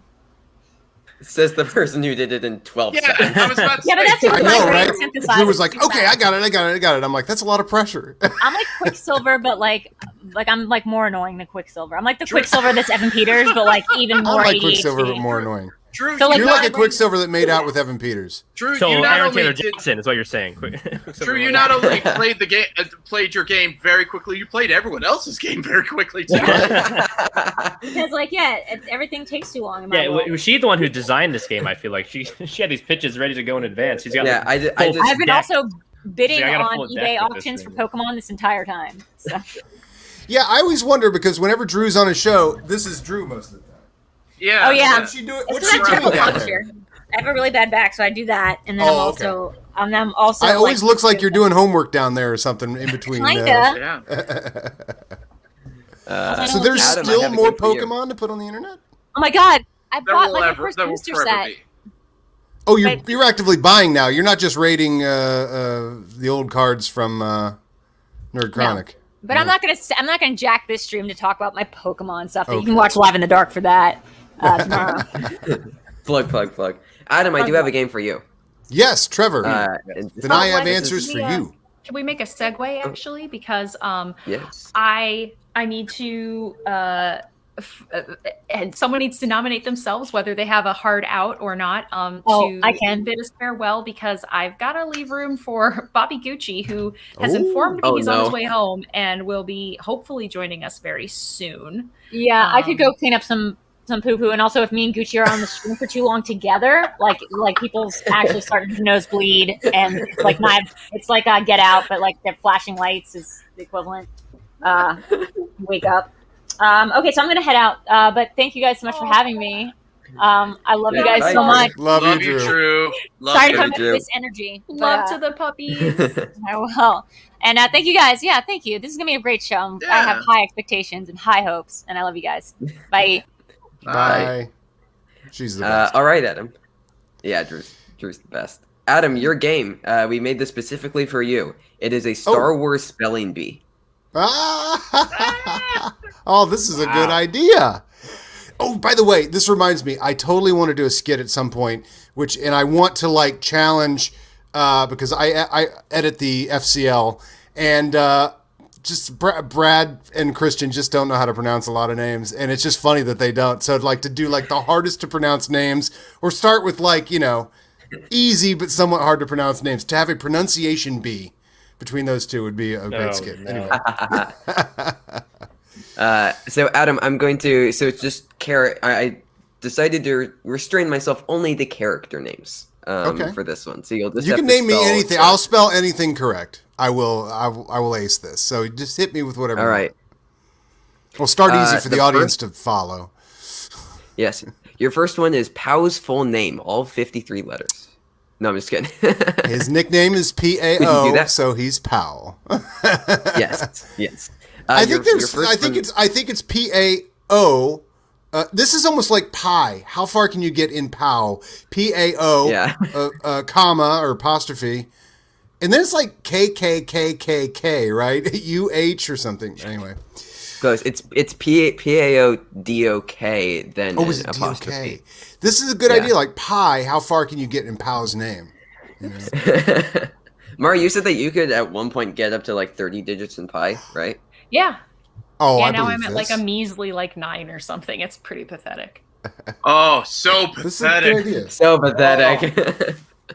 For the math people, 3.14. Forget about it. All right. Adam, your first name is Asajj Ventress. Asajj Ventress, ASAJJ, VENTRISS. ESS, right? ESS? Oh, ESS. So close. All right, one letter off on that one. I went too next fast one- there. I was getting too confident because I had both the J's there. Let me slow down on this. Yeah. one. I feel like we're gonna have a All right. Tiderium situation, and I'm gonna try again. James Tiderium Clerk. All right, Adam. Your next one, the villain of the Clone Wars film, one of them, Worm Loathsome. WHORMLOATHSOM.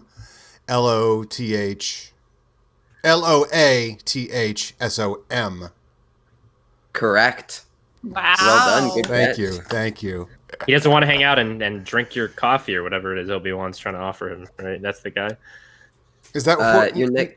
that's Elon Sleazebagano, right? Okay. So this was not. That's Would you like me to literally spell the next one. Sleazebagano? That's literally the next one on the list. Ah! I don't know how we got that. We're grooving now.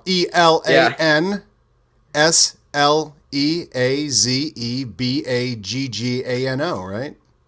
Correct. Wow. Okay, I was wondering if there was an A in Sleazebagano or if it was like EZE, but yeah. Easy. All right. Easy. Your next one. This is a bit harder. The boy's So this coming is straight the- out of Mos Espa. This is the name of the senator sitting next to Palpatine and Anakin at Squid Lake. It's Witt Concorkill. How do you I spell love that? SWIETT. CORN. No. CORN. Is it KILL or CILL? There were some Okay, problems You're with on that. the right track. You're on the right track. So it's SWEITT.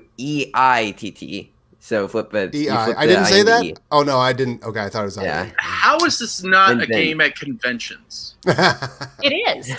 Oh, well. Oh, Like, is it? the POW Yeah. thing? That was like a real question that was at a convention Oh, wow. before.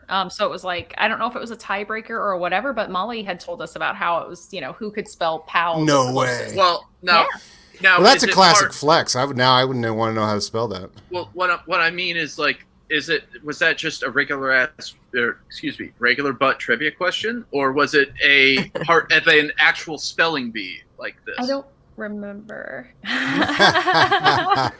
Because I've never heard of a Star Trek spelling bee or Star Wars, pardon me. Actually, you know what? Let's Dare make you. both of them a Star Trek and Star Wars spelling bees, and the two champions fight it out at the end.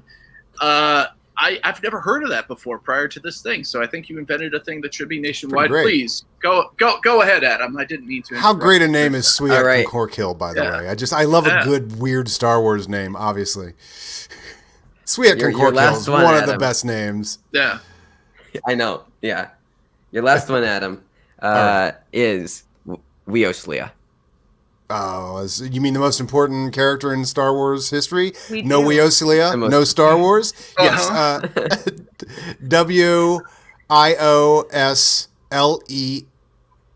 WIOSLEA. Correct. Yes. Yeah, is it just LEA? Okay, Yeah. yeah. Yeah. Weoslia. Would you like to explain to the masses who Weoslia is? Weoslia is the name of the alien that Luke sells his land speeder to. If they don't sell the land speeder to Weoslia, they don't get enough money to go with Han Solo to Alderaan, and the movie doesn't continue. So Weoslia is one of the most Wow. important characters in Star Wars.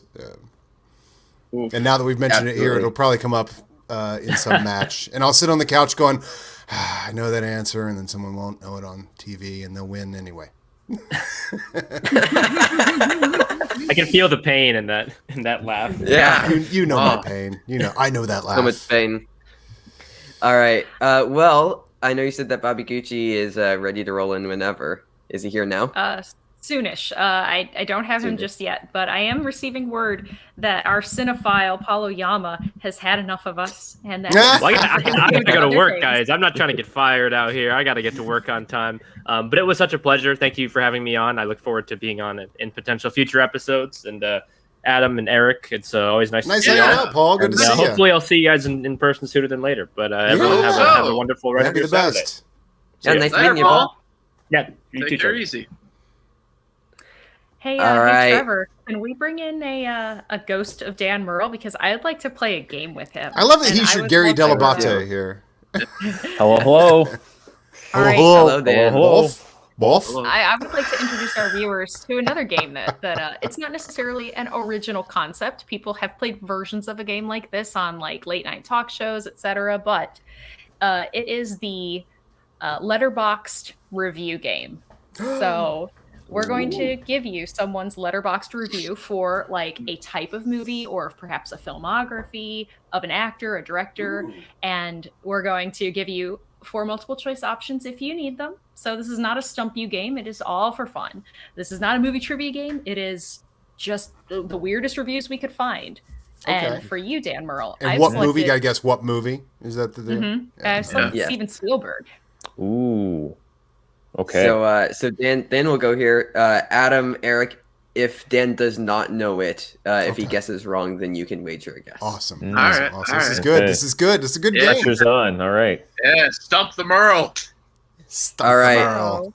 So, if it's all right, Would I'll you like take me the to go first first or one you? and then we can alternate. All right. Trevor, does that sound okay? All right. Sounds good. All right. So the review says, I would still go anyways. I'm going to wager a guess and say that is a review for the film Jurassic Park. Would you like to know what your multiple choice options are? Good guess. I get. It sounds like that's incorrect. If I'm being given what multiple choice options are, so sure, I'll hear what the multiple choice options are. All right. Your options are Schindler's List, Mm-hmm. Munich, Yep. Jurassic Park, Mm-hmm. and Saving Private Ryan. I'm gonna stick with my original thing and say Jurassic Yeah, you Park. should do that. I'm still going to go to World War II anyway. I mean, Munich is a lovely town, but it seems more appropriate to Jurassic Park. I'm still going to Auschwitz. Yeah. That was All honestly right. the reason why I wanted to say the multiple choice answers. Because Right. I felt like Yeah. I really Yeah. did a good job. Oh yeah, Not Mara did a tourist fantastic spots. job with the multiple choice. All right, Dan, are you ready for your next one? I am ready. Yes. All right, next one. Like Spielberg had a vision of hell, but wanted to make sure we still had fun. Like Spielberg had a vision of hell. Wanted to make sure we still had fun. Okay, before I know that's literally the first thing that popped in my mind was that movie, but I don't think it is. Before I hear the options, if I were to have to guess blindly, I would say perhaps Indiana Jones and the Temple of Doom. But let me hear what my options are. Your options are Ready Player One, Hook, the BFG, and Warhorse.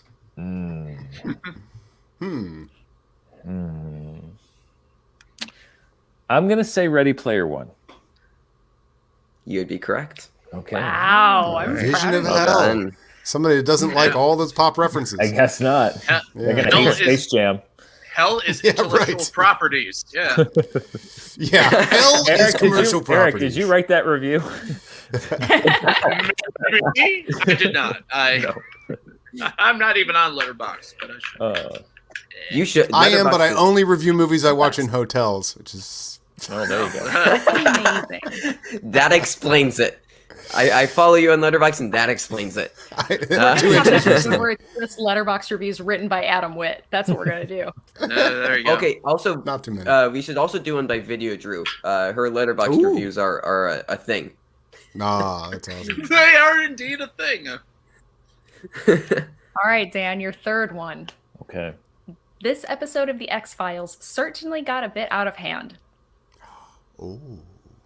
Okay. Ooh, what movie would meet that? You don't know. Okay. I'll have my multiple choice options now. On first blush, I think most people perhaps would say Close Encounters of the Third Kind, but I'm thinking it could be War of the Worlds. But let's see what the options are. If they're both on there, then I'm going to have a choice to make. Let's see. All right. Minority Report, Mm. Indiana Jones and the Kingdom of It's the an Crystal episode of Outer Skull, Limits. Mm. The Adventures of Tintin, Mhm. Close Encounters of the Third Kind. See, I'm gonna switch now and say I think it might be Indiana Jones and the Kingdom of the Crystal Skull because you've got the interdimensional beings, the flying yeah. saucers. Maybe I shouldn't be going against my own instincts, but I'm gonna say Indiana Jones and the Kingdom of the Crystal Skull. For the steal. Adam and Eric. would Adam be and like- Eric. What were the choices again?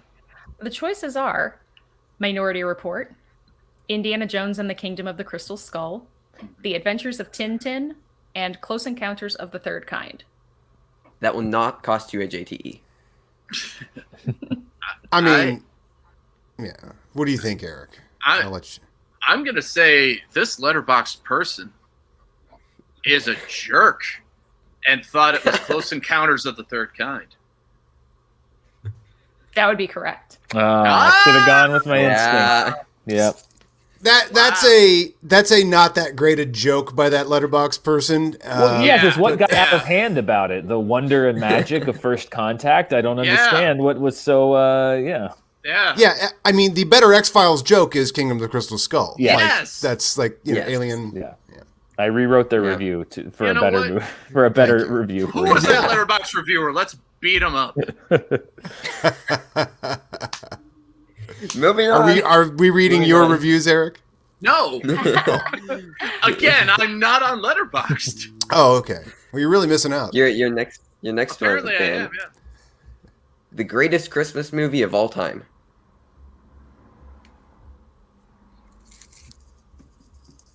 I do particularly like Christmas Mars with multiple the Cranks, choices. yeah. The greatest Christmas movie of all time. It's a Spielberg movie? I have an think- inkling, but let's hear what the Sugarland Express. Yeah, I think Dan and I are in simpatico here.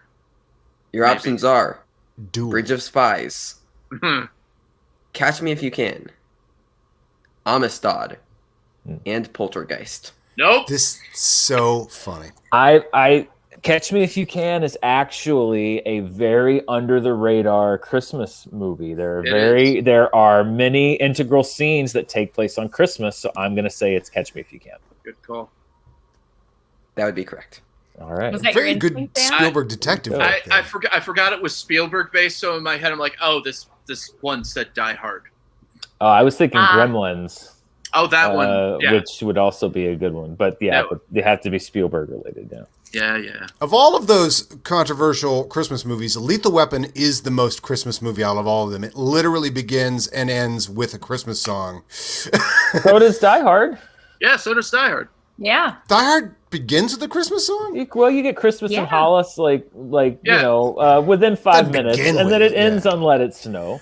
First of all, okay, Let It Snow. Okay, I'll give you quick. But right from the beginning, da da da da da, jingle bell, jingle bell, jingle bell rock. Those are the first words of Lethal Weapon. Fair. All right, Dan, your next one. Absolutely lost it when Vin Diesel showed up. Oh, well, this... That can only be one. There's only one thing that I think this meets the criteria for, which is Saving Private Ryan. Yeah. Would you like to hear your multiple choice options? Because I'm proud of them. Yes. Saving Private Ryan. Yes. The Color Purple. AI Artificial Intelligence. And The Post. God, I want a Vin Diesel cut of Oh The Color my Purple God. so bad. What I wouldn't give for Vin Diesel to show up in The Color Purple. I wish that was the answer, but it is unless someone has mistaken Bob Odenkirk for Vin Diesel when they're Somebody's watching been The hiding Post. my letters. Hashtag. Would you like a shave? Hashtag release the Spielberg cut of A Color Purple. Oh boy. Yeah. With Vin Diesel. Regrettably, It's called the family cut. Until we invent time travel, I'm going to have to say Saving Private Ryan. All right, yes, you are correct. Those are very good multiple choice. They are very good. All right, then your next one. Spielberg's classicism versus Lucas retrofuturism. Dawn of Justice. Okay. Interesting. All right, I'll hear the multiple. I have an inkling maybe, but we'll see what the multiple choice options are. Oh, I know what this is. Lincoln. The Post.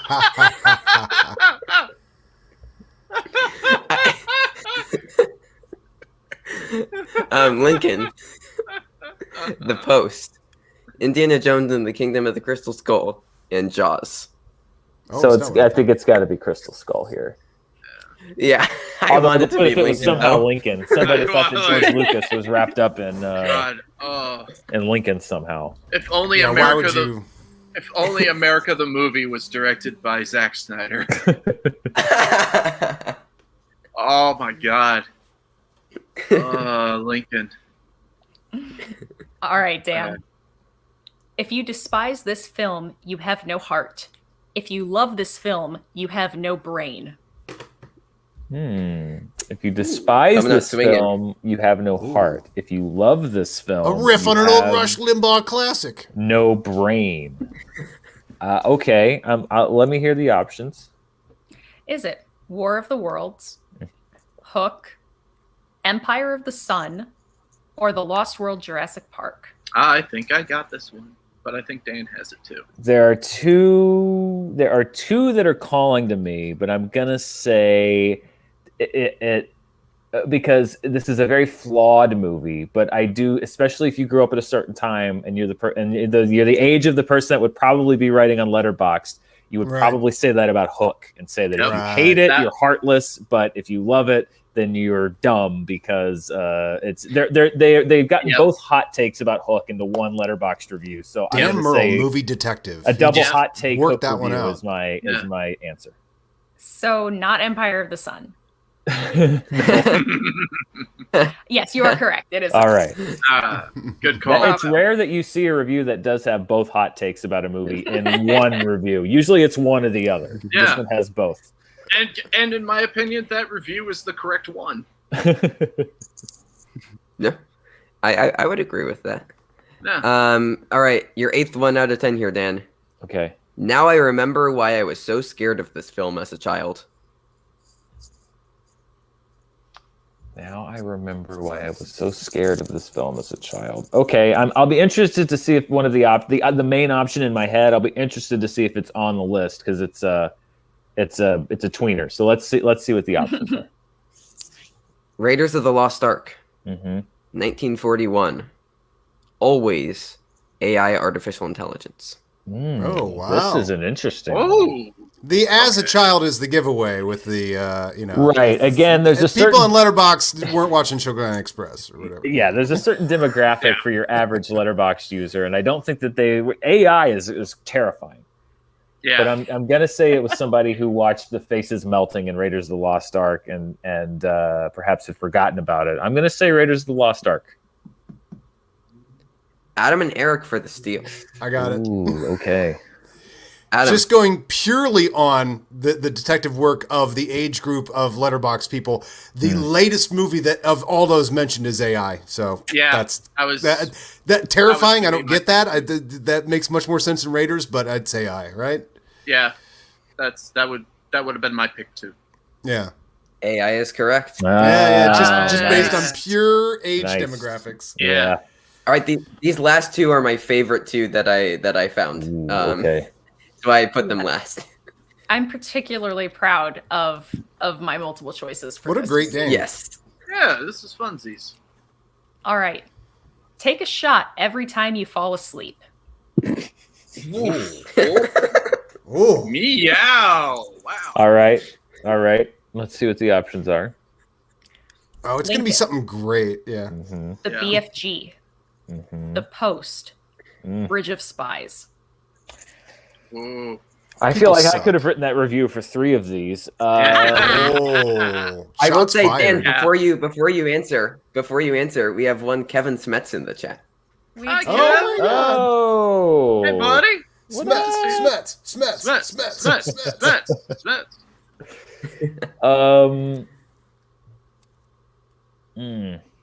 Well, there's the one. you See, like I the would have review? written this review for one of them. However, I think again, Letterboxd tends to be a little more hot takey. Mhm. So I'm gonna say, and it's a criticism that I've heard of this film a lot. I'm going to say that they wrote this about Lincoln. I'm going to say Lincoln. Final answer. The 16th president himself, Lincoln. That's the only one it's true. Yeah. That's the only one of those movies that's true about. I actually like Lincoln. I was bored to I liked tears it by the too. BFG. I The thought it was BFG gonna was- be Oh. I thought it was going to be the Post. Oh, yeah. The Speaking of- Post I found It was fine. Speaking of though, hot takes on Letterboxd. You don't know how many 1-star and half-star reviews I've seen of Citizen Kane. I'm sure it makes no sense. I Oh, love yeah. that movie. Right. You But- watched Suicide Squad and then that right after it, and it didn't meet your expectations. I get it. It's just It's no end just game. being- I got it. no, it's being contrarian. I'm not gonna, that's all that it is. Jessica Schluth in the chat. I had a great nap during the BFG. Fair. That is All right, Dan, are you classic ready? Spielberg. That is the BFG. Spielberg working with kids again. There's so much magic going on in that movie. But I'm in the bag for that because BFG bed feels good. Last one, Dan. Okay. Yep. Are you ready, Dan? I'm ready. Let's see. The aliens are in this are the scariest I've seen, second only to the ones in Chicken Little. That's amazing.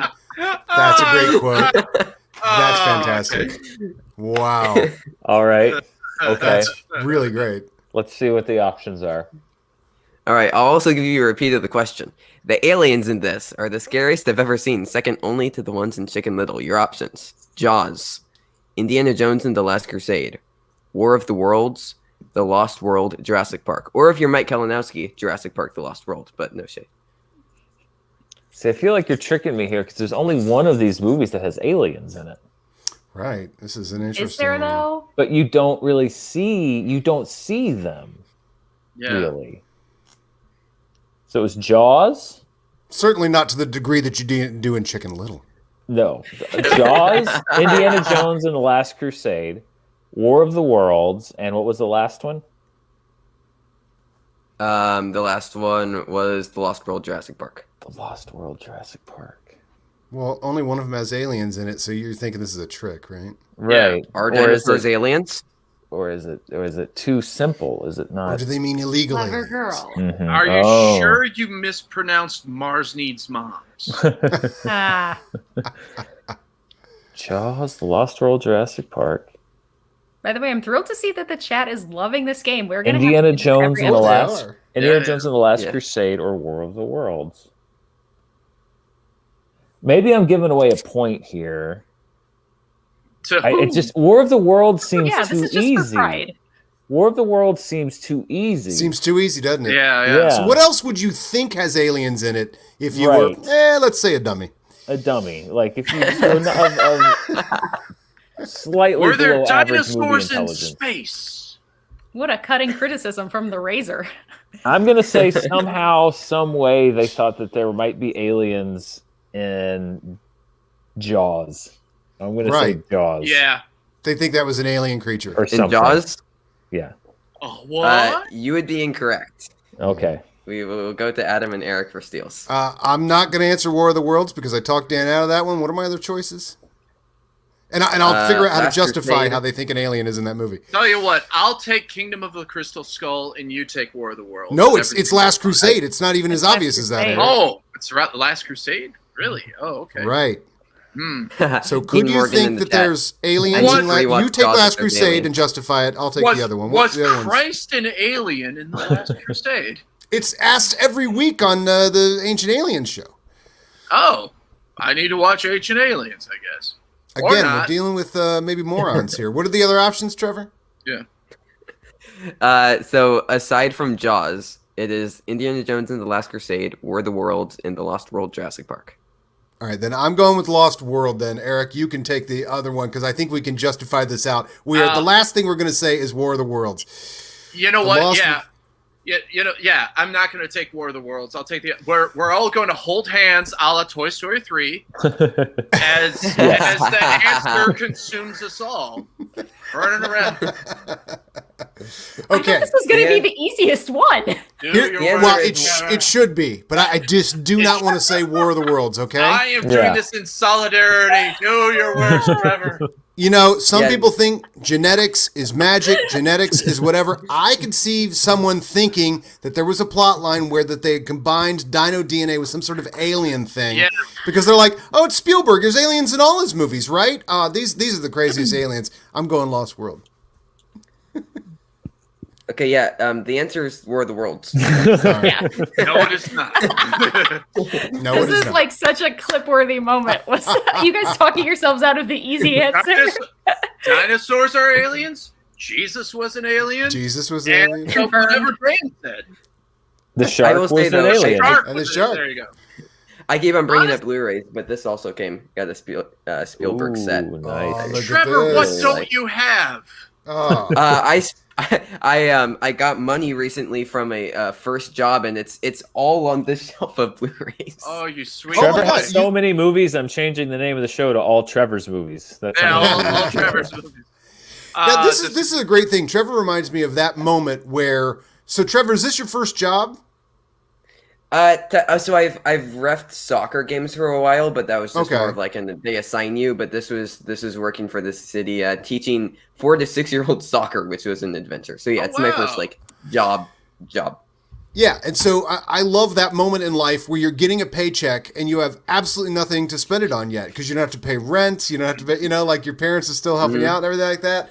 You don't have to buy gas, you don't have a car, things like that. This is the best that you have a paycheck and there you go. this. Look at this. Yeah, man. Enjoy That's it while fantastic. you can, bud. Yep. Absolutely. Yep. That's what I've heard. But That's that awesome. is the Letterboxd guessing game. That was a good I game. say we go out on a high, guys. I mean, I have not heard from Gucci, but this is a very Gucci sort of thing to do. He just appears. He's probably I've said his name too many times. I'm glad I'm not looking in a mirror because I'm worried he'll Look, just show up. if Gucci behind was me. around, Yeah, we'd know. Yeah. Yeah, and at the same But- time, given He his don't keep it quiet. reputation, you have to say it 39 times before. That's how you get him to appear. I But- apparently hosted the Gucciverse, and I unintentionally when I was invited to be the guest. I did the same Well- thing. Paul and Oh. I hosted the entire show. Well, I wrote a version of the They do not want to do Letterboxd that game show. all about Sylvester Stallone's filmography just for Gucci. So he will definitely be on in a future episode, everybody. But I think it is about time for us to start wrapping up. We've Eric, done a where lot can of the show. People of the internet find you. If you want to find me, go at Eric W. Barnes on Twitter. Otherwise, don't hunt for me because that's doxing and that's wrong. Yes. Yes. Adam, where can the people find you? Well, you can find me on The Movie Guys. We have a podcast, if you'd like to subscribe to that is called The Ford Fiesta, in which we go over every single Harrison Ford movie in order. And I do have to say, earlier on in the show, when it was a little more of a free-for-all, as soon as I turned on my computer here, I have the Harrison Ford, this date in Harrison Ford history calendar, which if anybody wants, I can give it to you to subscribe for Apple calendars. It just tells you random facts, but today's fact was very interesting. First of all, this date in Ford history regarding Henry was released in 1991. But more interestingly, today is the date of, and I didn't put the year here, the date of the Doors concert that Harrison Ford was a roadie for. And there is a clip, I don't know if you're running clips here, but I found it earlier when I thought we might want to talk about it. But there is a clip. Yeah, we were talking about Harrison Ford earlier. If that was the clip. Oh. That was the clip. And he was for just like one concert day or something. And supposedly they gave him a documentary camera too. There's a documentary from a particular concert for the Doors that Harrison Ford actually shot some footage for. But but Harrison Ford was on this date in Ford history a roadie for the Doors for at least one concert. So anyway, and there is documentary footage out there of him passing behind Jim Morrison, and someone slowed it down on the internet that you could just pause and you go, oh, there's Harrison Ford. Wow. There he is. Yeah. I'm watching if it you wanna right hear- now. There's and there he is. There's the Lizard Prince. Yeah, I just to sent the, it to What do you everybody. know? Yeah. to the Lizard King. Of, Yeah. So this date in Ford. So the Ford Fiesta. It's fun facts like that, and we also cover movies like Getting Straight and Dead Heat on a Merry-Go-Round. But we're making it up to the ones you've heard of. Awesome. Nice. Trevor, you have a show where you also talk about movies. Would you like to plug it? Yeah. So I've done a daily show for a while, the Trevor Matson movie show. Probably going to move that to weekly because I'm also starting a YouTube thing, Trevor Matson Talks Movies. I do like I've been doing 1-minute movie reviews and teaching myself how to edit, which has been fun. And then I'm also on Letterboxd at Trevor Matson, just my name, where you can see everything that I've been watching. I think I've watched 270 movies so far this year. Too much. Wow. No, not Never too many much, movies. man. No such thing. Never too much. If I'm ever on I'm at- Letterboxd, you'll be my first account that I follow. If that's how Letterboxd I gotta see if I'm works. following Trevor.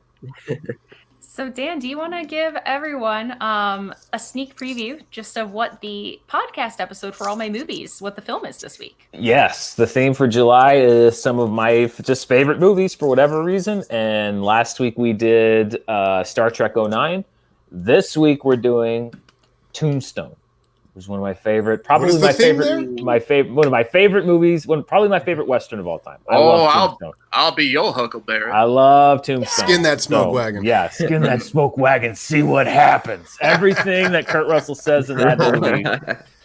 You guys The may most get Kurt me Russell. not What before movie I is the turn your most head Kurt into Russell? a canoe. Oh, I love that movie so much. God. Anyway, this week we'll be talking about Tombstone, and it may or may not be just me playing in sequence every line that Kurt Russell says in the movie. Awesome. Just with no context. Oh, buddy. Never seen that because I doubled down on Wyatt Earp. I was like, I'm going to be a Wyatt Earp guy. If I have to choose between the two, made the wrong choice. Made the wrong choice. Yeah. Wyatt I Earp was doesn't. like, Wyatt I'm Earp knee doesn't deep have for Val, Costner. Yeah, Wyatt Earp doesn't have Val Kilmer's Doc Holliday. So. Like Johnny Ringo, No, you look he like does somebody not. just walked over your grave. Grave. Yeah. Anyway, we're just gonna play I'm just gonna play the movie in real time. Forget the copyright, whatever. Is that from the director of First Blood Part 2?